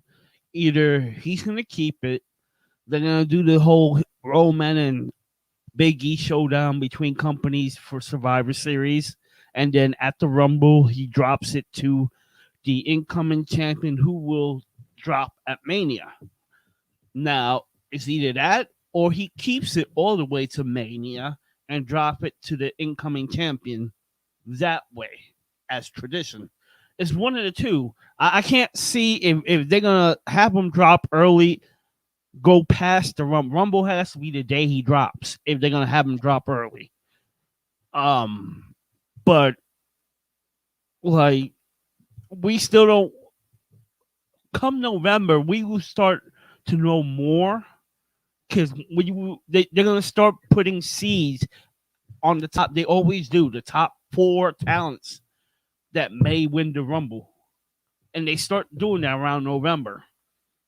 You know, so we're gonna know. We'll know in October one of the first seeds that will want to be one of the final 4 in the Royal Rumble, men's or women's. Just by the looks of it, Corbin, because Corbin went from down on his luck to he's big money bags, and you know, and before that in September, I told myself I wouldn't be surprised if he's one of the final 4 because the way they build him from being broke ass Corbin, or you know, to big money Corbin now.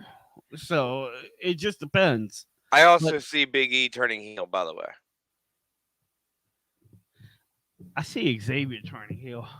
No, I see it being Big E, and I know this is going to sound crazy, but it's wrestling. It's just an opinion. I think Big E turns heel, and he has a manager with 3 letters. No, Adam Cole ain't coming back. I mean, no, with 3 letters. I know. What Paul E. Heyman. No, he's saying MVP. MVP. The new Hurt Business.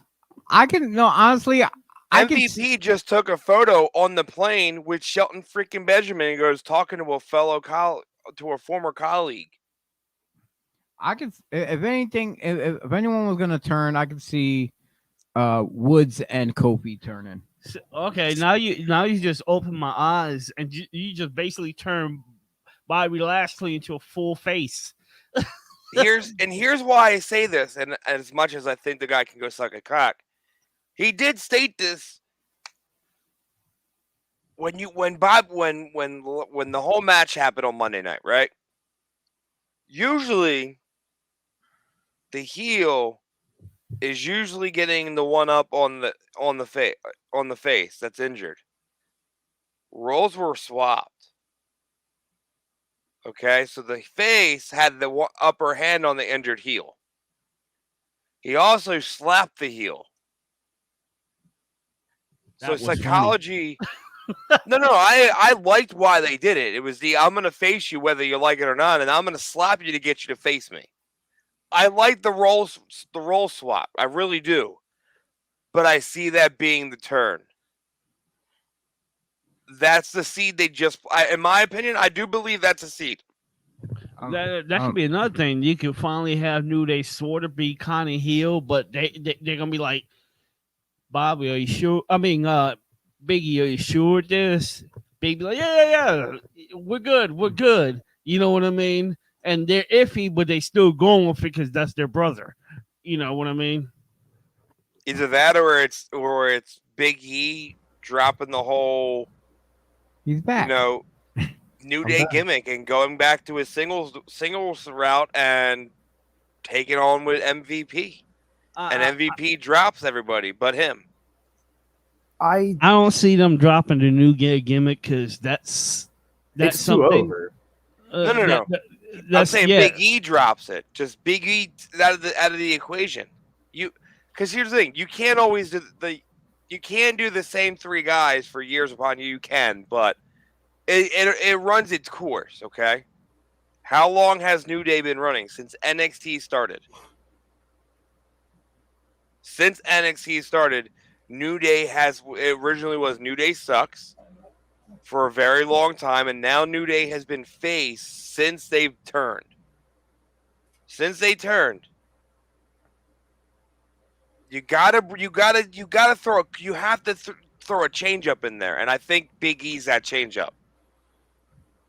Well, I'm sorry, guys. That I'm not really chiming in as much. I'm actually going through Raw's results because I was kind of like actually bored with the program. Look, here's how my thing was. I was super exhausted after riding the bike on Monday. I came home. I watched kickoff on Monday night, right, and 2 plays and fell asleep. So I didn't even know the Ravens lost until I woke the hell up in the morning. And the bad part is I watched Humphrey's interception that he did not know that was an goddamn interception. Nobody knew it was an interception. Well, the other interception that some of us got to see was how Nia seemed to cost Shayna the match against Charlotte. Which you're gonna get Nia versus Shayna now. Yeah, I believe that's scheduled for next week. It's sort of like how this guy up here was just saying it was a situation where the roles were swapped. Where last week Shayna did that to Nia, this week Nia did it to Shayna. But I really wanted to touch on the Big E thing that you guys were just talking about. I like where you guys are going, but this is WWE we're talking about. Here's what's going to happen because it happens, pardon my language, all the fucking time. Bobby Lashley's going to come out next week and be like, he shouldn't be champion. I wasn't ready. I want a rematch. And they're going to give him the rematch. And he's probably going to win it back or Big E's going to defend. Negative. That's when Bill Goldberg is going to come out screaming, you ain't worried about this. We worried about you and me right now because they're not going to give him the rematch right there.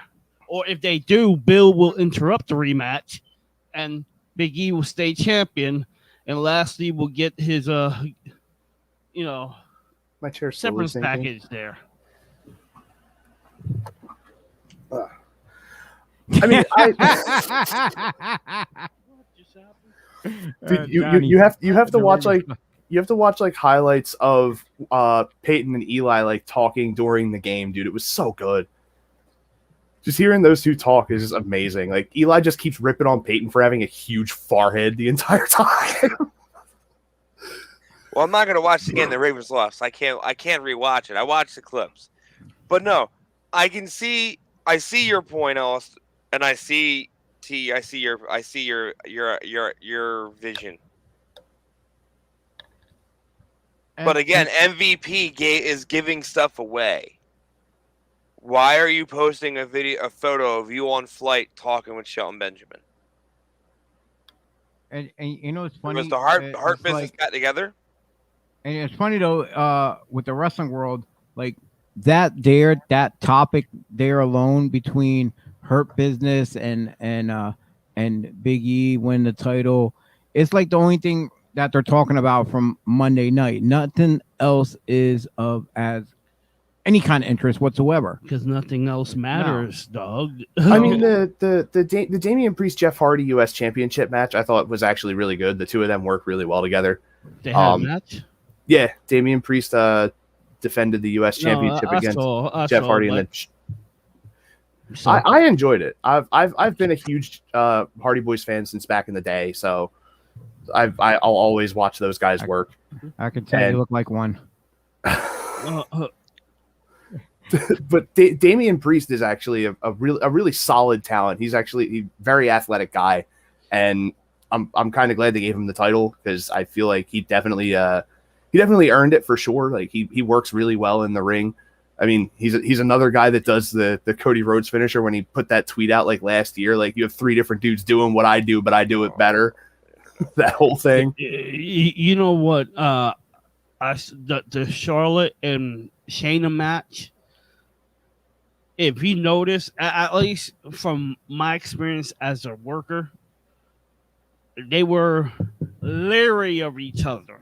I'm not sure how many times they mixed it up before. Leery with each other. So it was a little rough in the first 2 minutes, but the more the match progressed, the more they trusted each other, the more they started to go with the bumps. Yeah. And then they like people like, okay, this is awesome. It's like they were basically trying to feel each other out. Because I'm not sure, like I said, it was the first time they locked horns, but they have chemistry if you let them. Oh yeah. Yeah, Shayna and Charlotte both work really, really well. No, they do. Well, so anyway, like I said, there really ain't much to say about Raw because, like I said, unless we're really diehard marks who soaks it all up and just wants to rant and rave about everything, then we're pretty much done talking about Raw. Shut up. That's all. That's the only perspective you get from me is as a stupid mark. Yeah, Mark, you fucking Mark. So we're gonna go into the next night, Tuesday, which I personally, I definitely want to talk about, is the new NXT 2.0. What are your thoughts of this product? One at a time. Let's go around. T, since you're next to me. I like the seating. That weird cylinder in the middle looks kind of familiar from other places. Why are they turning Carmelo Anthony into a heel? I have no idea. We don't have to go on detail of all the stuff right now. Just like, what's your vibe? How you feeling? My vibe is I want Triple H back. Okay. Austin, how do you feel about it? I mean, being a person who's a fan of vibrant colorization, as you can clearly tell from my wardrobe, let me lift it up. Some nice pink on black there. Like, I like the color scheme. That's pretty much it. Okay, Dennis. I didn't know we were said. watching Nickelodeon. Enough said. I was mentioning it to T that I was very leery in the beginning, but I actually like it because here's the thing.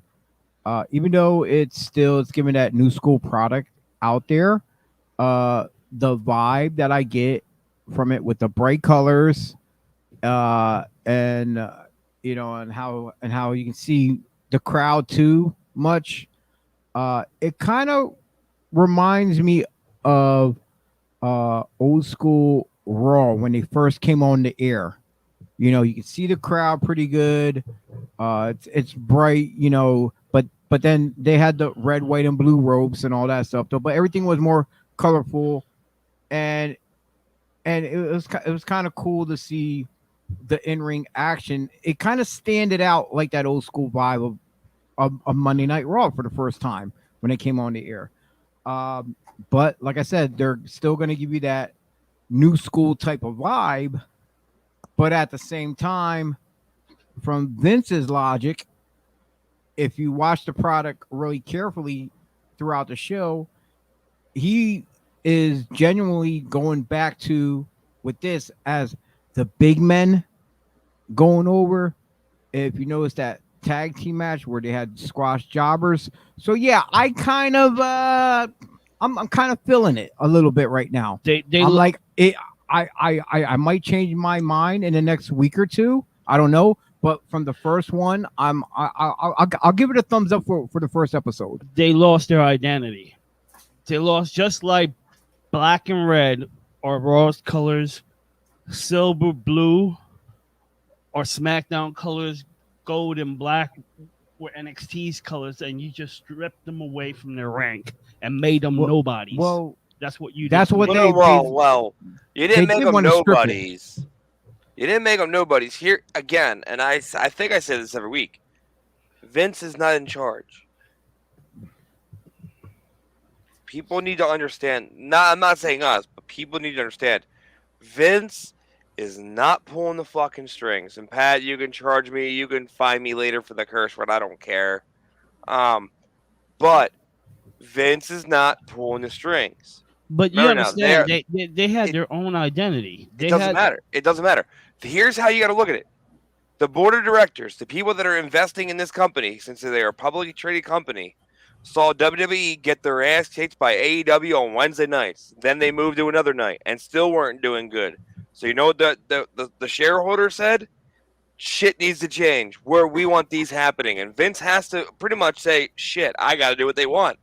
They're the ones that are keeping us in business. The networks are telling them what to do. Vince has no say anymore. People can agree or disagree, but that's the God honest truth.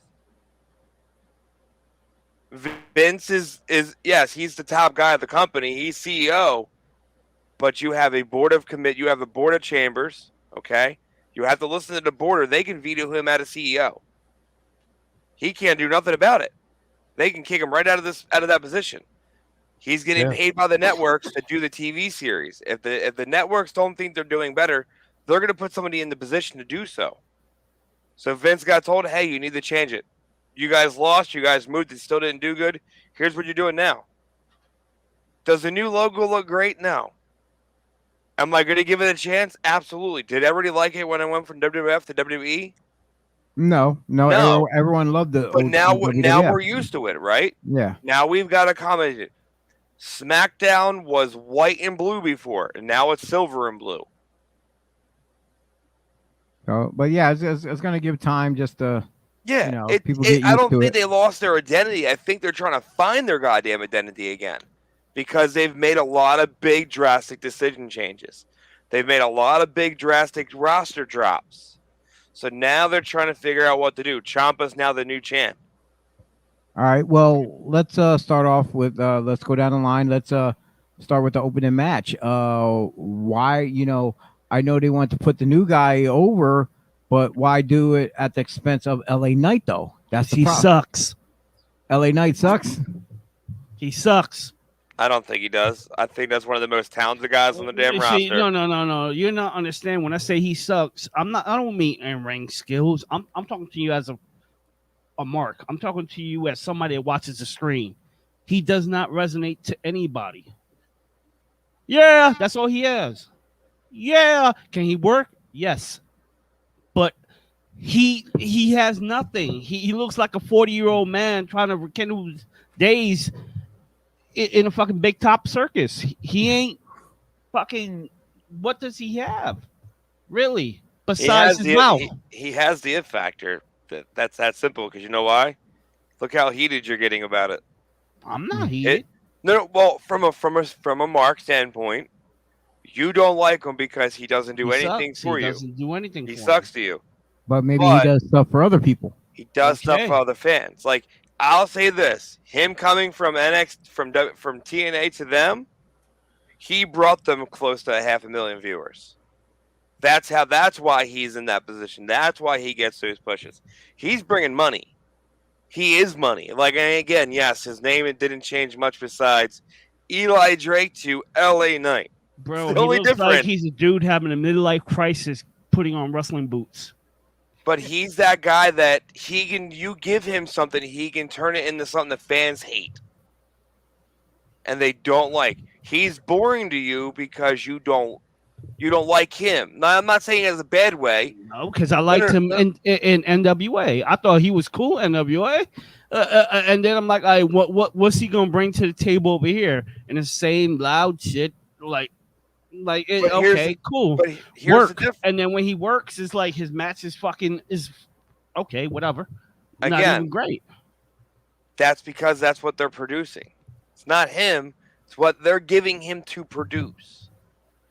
All right, so now Knight's going up against the new upstart within NXT, uh, Braun Breaker, formerly known as Rex Steiner. which is an acronym from Bone Breaker. So anyway, um,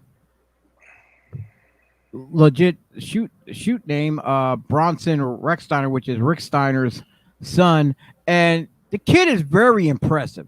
You know, he looks a lot like his pop. I gotta admit that though. You know, and I'm not talking about the singlet because his pop back in the day, he was built like a brick shit house himself. He was solid. He was solid. Yeah. A legit wrestler and stuff like that. And one of the things that caught my eye during the match is when, you know, I don't know if anyone else caught it when he when he hit a Steiner line. He literally hit a fucking Steiner line. Yes, I said it, Pat.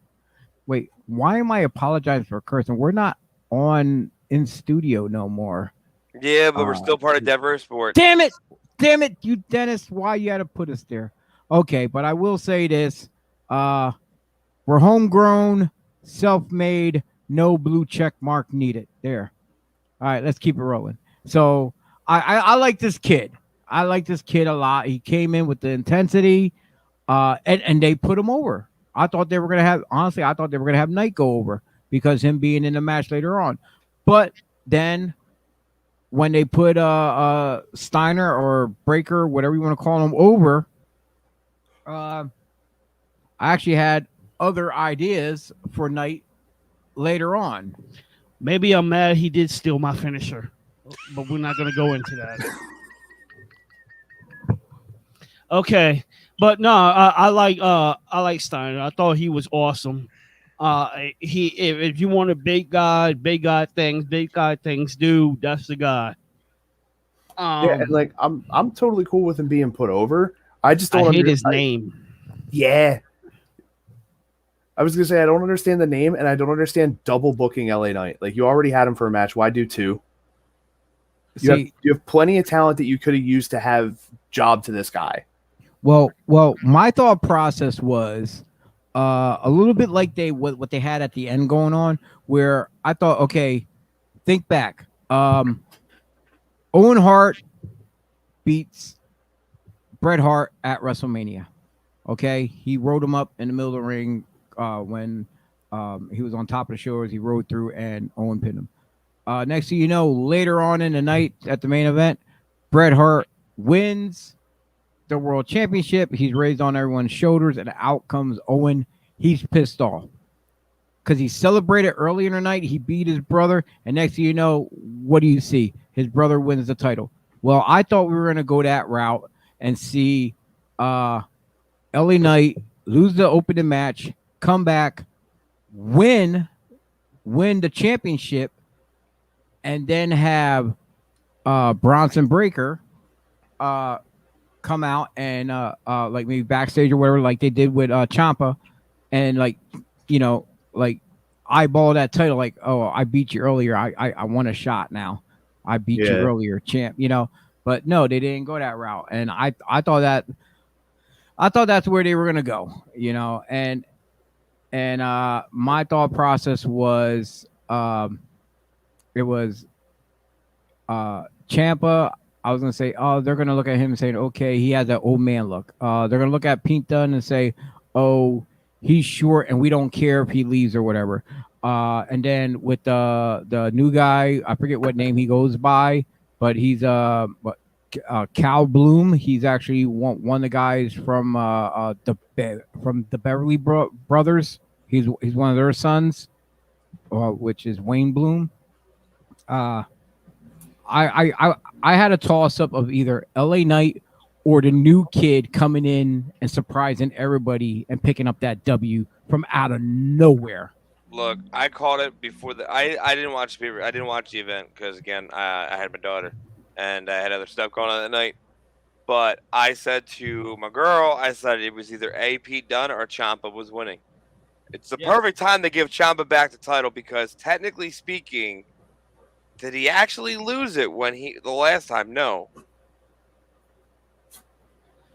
No, I had to hand it in. I agree with you. I thought it was either going to be Pete. I thought Pete was going to get his shine because it's going to be the new wave 2.0. You know what I Yes. mean? They were going to go with that way since Ciampa is part of the old regime. We But both went like this at the exact same time. You see, we think alike. Sometimes we just argue in our heads. Yes. But No, I agree with you on that one. I thought they want to go with Pete, but I wasn't mad when they went with Ciampa because they went with experience, and somebody that could actually cut a promo and when the next person that comes take that off him, he could intrigue the audience into that match for whomever that new guy is probably gonna be a new guy unless they have one of the Dunn or Gargano do something. You know what I mean? I honestly want to see Dunn versus Ciampa. Yes, me too. It has money written all over it. But again, I think this was the perfect opportunity to put the title back on Ciampa because, again, the last time he had it, he had to leave for the neck injury and have to have the surgery. So literally, this was the perfect way to write him back into the title picture and the perfect way to put the title back on him in the best way possible on the brand new platform for NXT on the very first new night. Perfect way to do it. I don't think they couldn't have wrote that any better. Yeah, I felt like in it my made perfect sense. professional opinion, that was the perfect way to go. Since you didn't have it, since you had to hand it over here, we're gonna give it back to you, Ciampa. Now go kill it like go do your shit. We know you can do because we know where we want to get Pete Dunne versus Ciampa. We know we want to LA Knight versus Ciampa. The Von Wanger dude, I don't even know who the hell he is. Bro, it took Dunn. I don't even worry about it. It took Dunn and Ciampa like slow the hell down throughout different spots. I was like, what the hell? Because he was throwing people around the ring and they're trying to pace themselves. I'm like, oh, he's too excited to be here. But who wouldn't be though? Like that's an excited moment. Like that. Yeah. What I didn't get to say with the interview earlier, and I called them props. I know I had someone said I broke the third wall or whatever it was. You are carrying the most prestigious thing in a company, and it's a title. No matter what title it is, it's a very prestigious thing in that company. It's very highly that they give it to you. It's still a prop, but as a championship prop to where they are trusting you with their most prized possession. So now respect that prize and show us that we picked the right person for the job. Don't make us regret this decision that we gave you the most prized possession. Ciampa has the most prized possession in NXT. So real quick, what do you think of B-Fab's in-ring performance? I don't even know. I didn't watch NXT. I watch it. Okay. I literally watched it on the weekends. I was hurting. I was hurting watching. Oh man, my eyes were burning.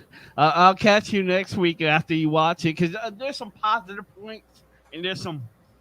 Okay, so here's my question: on a scale of 1 to 5, I'm gonna go 1 to 10. Scale of 1 to 10. How many times am I gonna curse and go, what am I watching?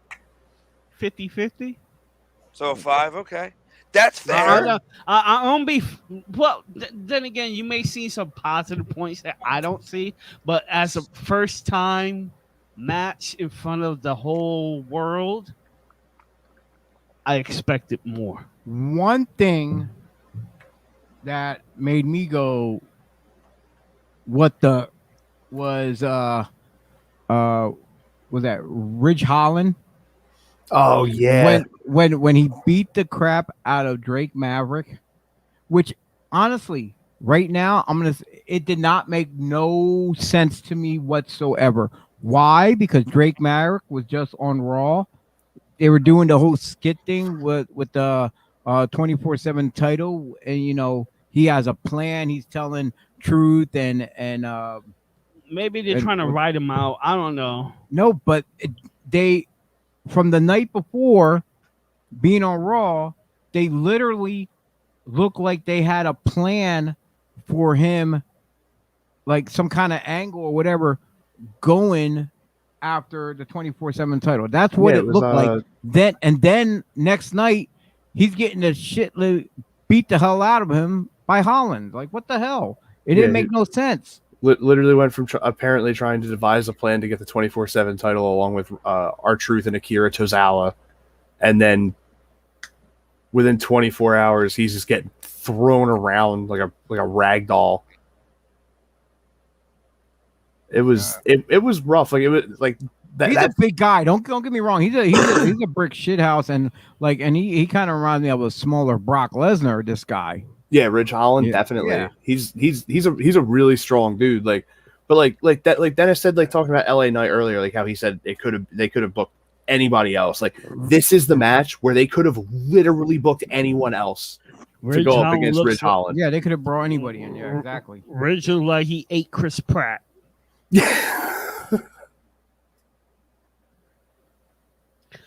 But yeah, as a small boy, plus he played rugby, so you know his body's ready for that business. Oh yeah. I like Ridge. I think Ridge. No, I like him he too. needs to be polished, but I think he has that.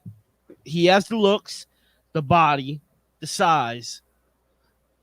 All he needs is to polish up on some normal things, and he is beyond fucking that level. Don't get me wrong. I like the guy too. I just hate what they did to Maverick. That's all. That's the only thing that pisses me off. Now another group of guys that really impressed me. I'm sure Austin's probably gonna agree with me on this one. Here is the Creed brothers. Oh my God! Yes, the ones that with Diamond Mine, and right there was another jobbed out match where these two other kids got jobbed. You want to talk about some big boys? Hoo-wee. He's not liking it already. No. I like the Creed. Like the first, like last week's match was perfect to debut in. They were just bullies. I wish this match they would put them against a little bit more seasoned jobbers from NXT locker room. Not just some no names. I think they want to do that for a little bit. I think they just want to see exactly where establish how beastly they are. That's what they want to do. I kind of figured that when the dude almost died on the fucking turnbuckle when he wasn't watching when he was throwing him, but that's neither here nor there. Anybody? Hello, Dennis. Hello, are you okay? McFly. No, I'm here. I'm literally working still. So yeah, obviously. Okay, but the night was iffy for everybody. It's whether you liked it or not liked it. But the biggest pop of the night, hands down, we all gotta agree, was the wedding. The wedding was the bomb. Dennis did not watch the wedding. No, I don't know. No. I did watch the wedding. I watched it on YouTube. I was gonna say, should we talk to them? And I turned it off. What? That was the best part, dude. You know what I hate about wrestling? Weddings? Yes. But this was success. Like, this was awesome. a good one. It really was. It was done right.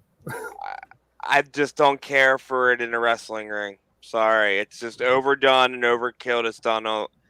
You get it once a year. Like, why? No, but not like this, dude. But but it doesn't matter how they do it. I'm tired of seeing real weddings and wrestling once a year.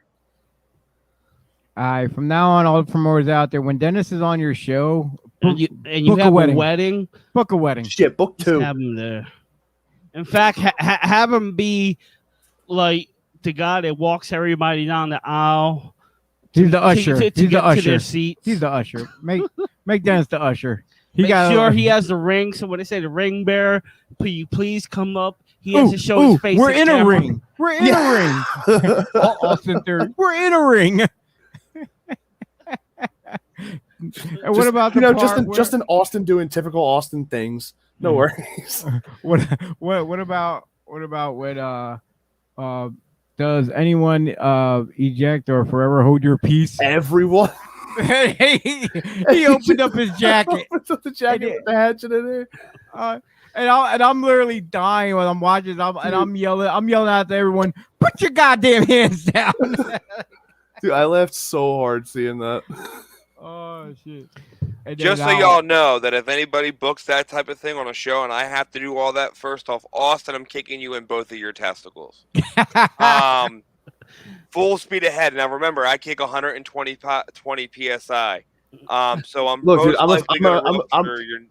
I watch Phillies baseball. Okay, I'm kicked in the nuts on a daily basis. We both are. That is a fact. And union soccer, like that. That's just as bad. But stay tuned on Saturday for that. I'll talk about that. Don't you worry. I'll be at a wrestling event. I'm busy all day. Damn, dude. Yeah, so you can watch it after. If anybody does book that I'm on a show, I'm gonna try. If you have me walk people down to the wrestling ring, that's $50 a person. That you got to pay out to them. No, that they got to pay me to do, because if not, I'm taking my suitcase and I'm going to hell home. It's gonna be all funny games to wife who goes, "We should get married in a wrestling ring," and you're gonna be like, "Oh no, oh god, oh man." I'm sorry, guys. I'm over here yawning. I'm so tired. I was up all day. I'm sure you guys were too. Oh, dude, I was at work all day, and then tomorrow I got to build a van all day, and then go get my hair cut, and then get ready for my daughter. Get ready for, first off, got to get all my equipment ready, because I got some new equipment, Chio, that you'll get to see on Saturday. Sweet. And then got to get it all set up on Saturday. All right. For the reap, but then Sunday is my daughter's birthday, so like I haven't really slept this week. Gotcha. So let's get now to AEW then. We're gonna talk about everything else but AEW. Damn. Look. No, I'm just kidding. No, here's a question. Here's a question. Can we do a pop-up Saturday podcast and talk AEW? We can pop up and talk about whatever we want on Saturday. If the timing's right. I plan on going Friday and setting everything up anyway. So, look, I could always go Friday and set up everything. And then as long as I'm back in time for date night. Well, I'm getting there about 7:30, 8 o'clock at night. So what happens if you're not back in time for date night? Yeah. Then I have to sleep in the fucking car because she'll kill me. Well, you do you for date night. No, she won't. If anything, I'll set up my equipment, and if you ain't got a lot of stuff, then just come the next day and just set it up, because I'll probably be back there early, probably around noonish or something like that. Oh, I got to set up all the cameras. I got to set up 3 cameras, the boom mic, the shotgun mic, the backdrop. Gotcha. But I'll probably, if I do, I can show up as long as I show up at 8 o'clock on Saturday morning, I'm good. But I'm sure someone will be there, because the ring's getting in there to set up at 6, at least by 6 or something like that. I was told. In the morning? No, the night before. Yeah, I'm talking about the next day. Okay. Yeah, I'm not. I'm sure someone probably stay overnight there, like they usually do. Yeah. So, but anyway, let's jump into AEW before someone starts jumping in our chat room yelling at us. Come on, talk AEW. We got to start from the closest thing first and then work our way backwards. I'm not saying who it was. Why do I sound like the mom from the 70s? I mean, from the Big Bang Theory? Water. Not Walter. Wait, what? Howard. Yeah, Howard. Yeah, that's right. He's taking his headphones off. My God, that was loud. That's almost Howard. No, you almost sound like the chick from Monsters Inc. It's almost the same thing. Mike Wazowski. Yes. And now Nina's fucking doing it. This is great. 21 Marlboros down. So when we're doing Saturday, be like, so Dennis, we're on Reap the Dennis, talk to me about your YouTube show. Yes, talk to us, Dennis. Dennis, what you mean you're not walking us down the aisle, Dennis? All right, look. Dennis, eat your food. It's kosher. I'm telling you. It's kosher, I swear. I swear. You know, I was talking to your Aunt Betty. From Yonkers. Yeah, we're from Yonkers. He laughed. I was talking to your Aunt Betty from Yonkers, and she was telling me your Uncle Gus fell down the steps and broke his hip. He got the gout. It just Yes, sounds the it just gout. sounds terrible. Imagine if that happened to you. You came out of your bed one morning, went to go downstairs, and you fell down the stairs. Yeah, and then your cousin Paulie came over. You know how he is. He's just a regular doctor. Everything he reads is golden. He said, if you got something on like the gout, put some Windex on it. It'll come right off. Windex fixes everything. Anybody that's watching this, can you please send help? Help, please. I think all three of these guys need to go see a doctor. Or just, Pat, what the hell did you book me on, man? Because I currently see or one just slice so of bad. him. Okay. Howard! or Howard! if you're watching on Twitch, clip this. What's up? Howard, what's wrong with your friend Sheldon? He's the weird one. What about the little brown guy? He's kind of weird. Oh Lord. I love that show. That's great. Honestly, I can graciously admit I've never watched an episode of Big Bang Theory. I'm, Dude, you I'm, need I'm, to. I'm actually literally fun. I'm binge watching it. I think I'm on like towards the end of season 7 right now. So I finally finished it when I got Peacock. I It's just finished it's the whole thing. I'm like, yeah. wow. It's just crazy to think like with the huge nerd that I am. that- I was just sad at the end. I have a Pokemon backpack here full of Magic the Gathering cards. Dude, this will be your show, like completely. yes, Austin. This is the show, Austin. I'm your mother. You're gonna live with me forever. I'm gonna take care of you. Come help me with my bra. I can't get it off. Like, you have all right, like all four right. Pokemon cards. All I right, have we're an gonna- entire bookshelf full of Power Ranger pop figures and a $400 Japanese Power Ranger droid. Unopened.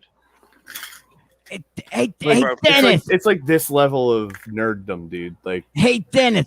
Austin wants to know if you guys are going to have a sleepover and play with your Pokemon cards. Fuck yeah, we are. hell yeah. Okay. Now, with that being said, let's get into some AEW now. I'm that waiting we- for this. I know, me too.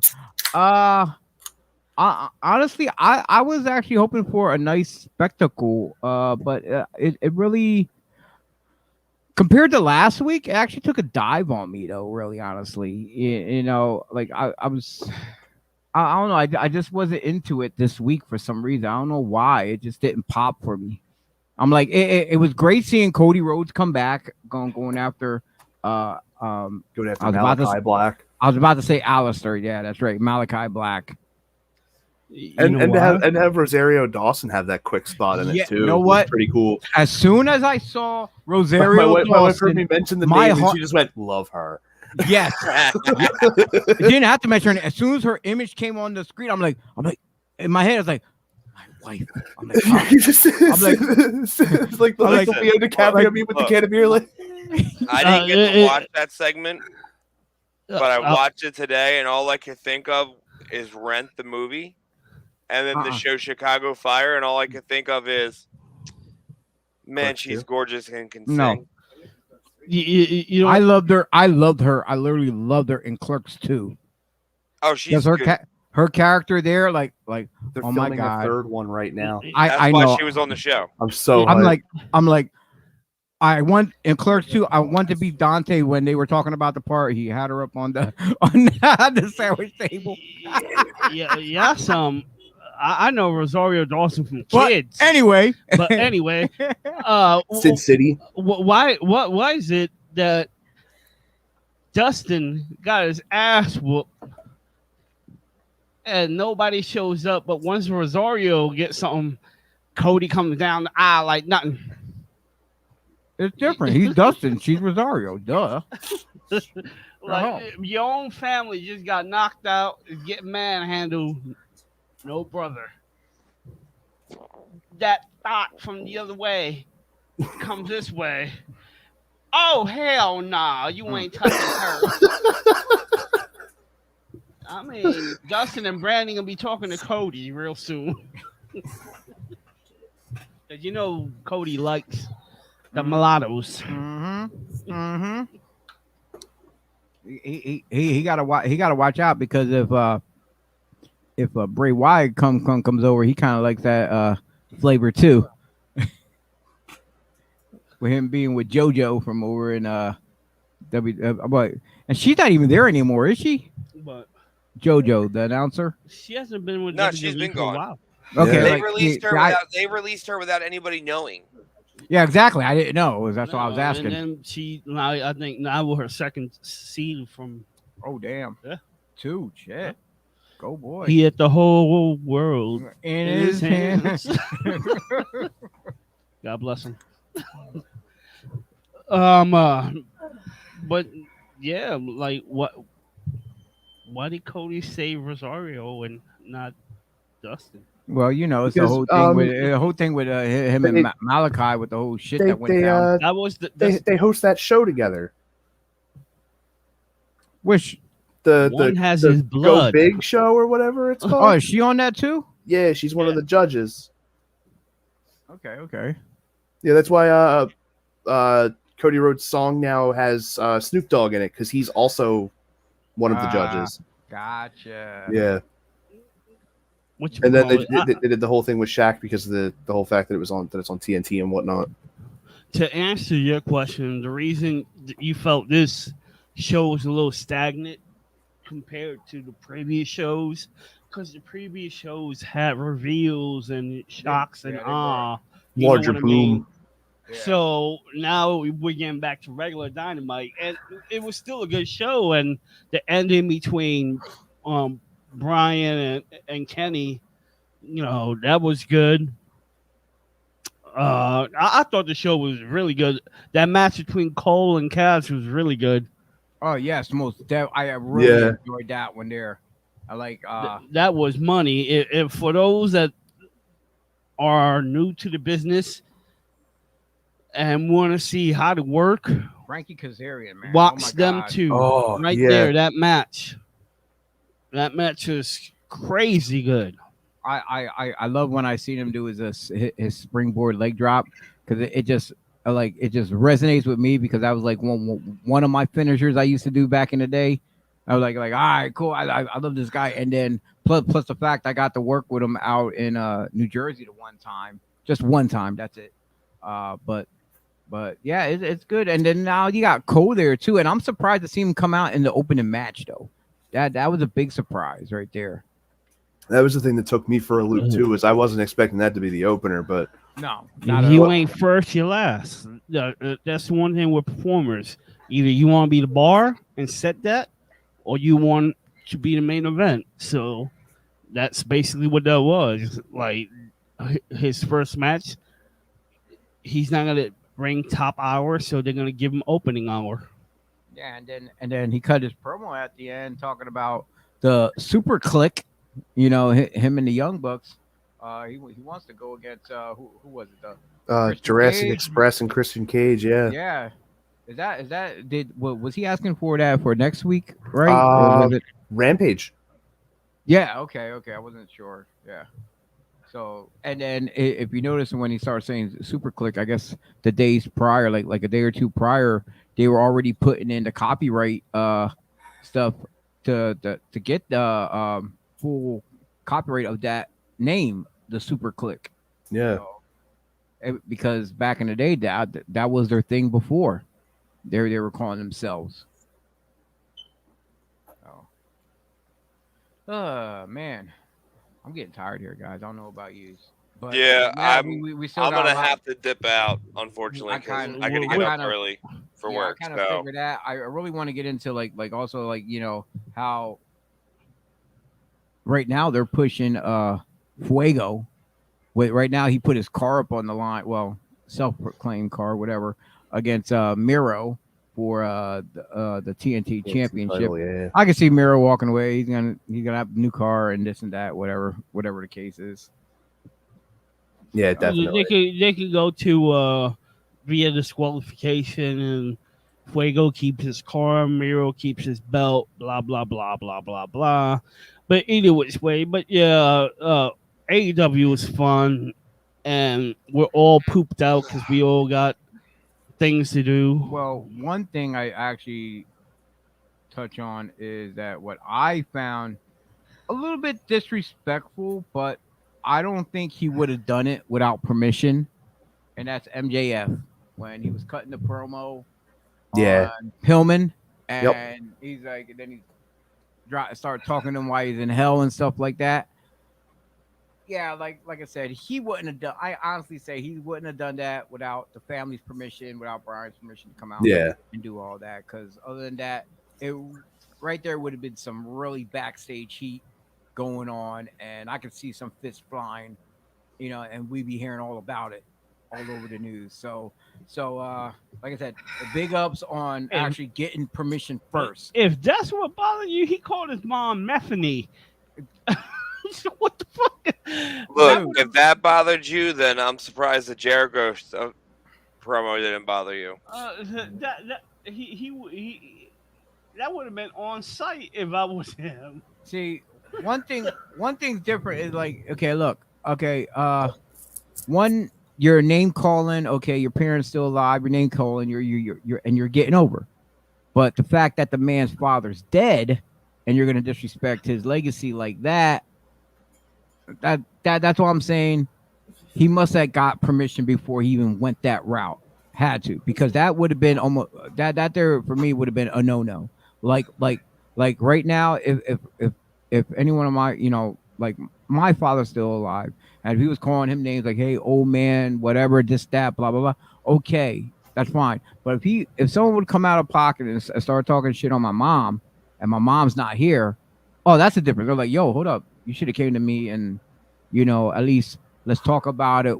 How you going to do this? What route you going to go with this? I don't want you to cross the line. You can talk, you can say something, but let's take it to the edge, but don't cross that line. So that's all I'm saying is. I understand what you mean. You mean. And like, I don't know, maybe because I grew up in the era of snaps and the dozens that we used to bust on each other. No, it's not. I get busting on each other. No, but I understand about crossing the line. Yeah, and I don't know. I didn't pick up on that like that. Like you picked up on it. I picked up on the Methany and shit. Like I was swung on sight. That to me that was funny because one, in my head I'm thinking, okay, his mom's still alive. She's not dead. And I don't give a damn if my mom's alive. Oh yeah, I would. Dennis was leaving anyway. I guess it's just three of us, gentlemen. But that's my thought process on that. How about I seen you nodding your head, Austin. Yeah, I mean, I feel like MJF wouldn't have done that unless it was okayed with Brian Jr. and the family. Like that's just a line like you never cross unless like you're like, look, just for the sake of like really pushing the heat on me, I kind of need to do this. Are you cool with me doing it? Because like the character of MJF is, again, Pat, I'm sorry, he's a fucking asshole. Yeah, but like I can totally see him like backstage being like, look, Brian, like I know it's hard for you to hear this kind of stuff that I'm going to say, but it's the only way that this storyline can really have a ton of purpose is if certain things are said that may not be kosher to you and your family. Yeah, so but yeah, it's late. We are we're almost at our 2.5 hour mark like we were the last time. That's your fault. We're stretching this shit. All your fault. But yeah, Austin, I don't know if you heard before, well, you were there anyway when I said we're gonna pull from Studio Wise. And you probably saw the chat room when I was saying about figuring out new hours and stuff and what days. I don't know if you saw that or not. Yeah, you were thinking potentially grabbing the old Sullivan Squad time slot. Yeah, do Sundays at 11 from here in house or whatever. Yeah, I Do can. that. Yeah, that's not a problem. Do that maybe on a weekly schedule. I know Dennis can't be here weekly because he has his daughter every other week. So, but then I thought about doing Thursday Night Slam every other week. Okay, making this bi-weekly? It's bi-weekly, and at least it'll be a little more flexible because then there's stuff at nighttime where I want to do that stuff pops up that we can't do all the time and stuff. And I'm thinking like maybe we'll go into that like maybe in November, but we can all talk about this again in the group. Like I said, like I said, and if we do the weekly show for Sundays, that'd be great because then we actually gain a show then.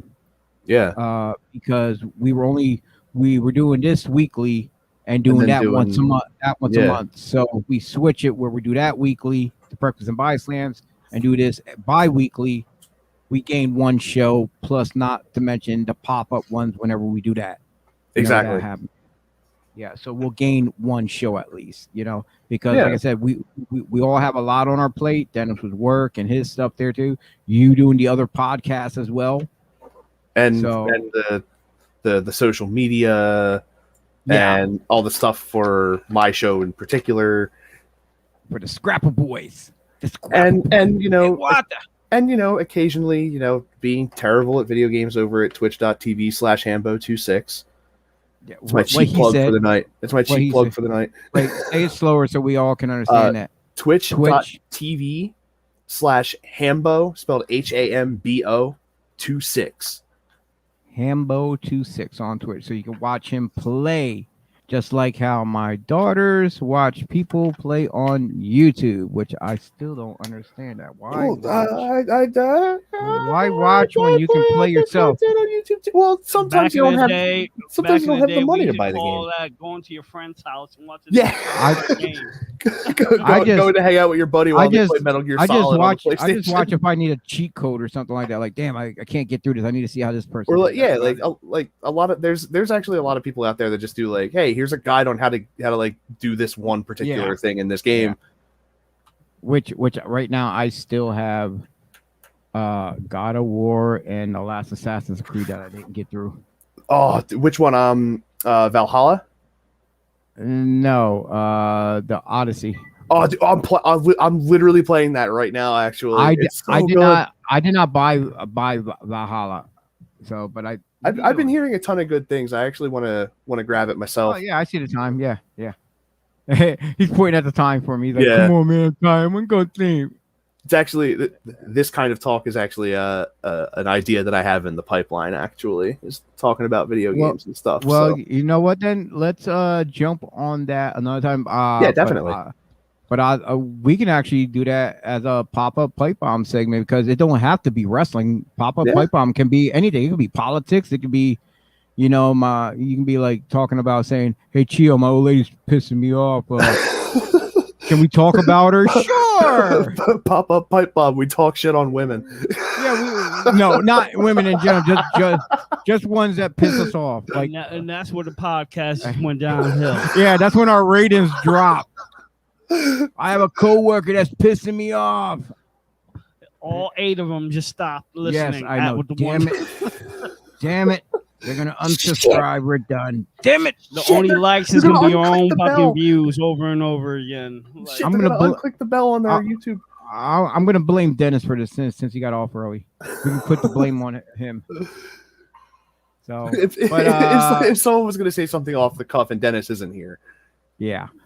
I'm fine with shouldering the burden. So people bear with us between the rest of this month and next month because, like I said, probably in the beginning of November, we probably have a new schedule and new hours and stuff like that. It'll probably be a lot more better for everyone than trying to tune into us, every Thursday night. So you can, a Sunday morning, we'll work out right before football. We'll jump on here probably about 11 on the dot. We don't have to wait for anybody else to come out of a studio. We can just jump on right at 11 and then then you can just jump. We can, I guess, work between us and whoever's live on the other channel, whatever. Yeah, right. We can figure it out. But this is Thursday Night Slam. Once again, I'm Chio. This is T.Reyes. That's Austin. You got to see Dennis.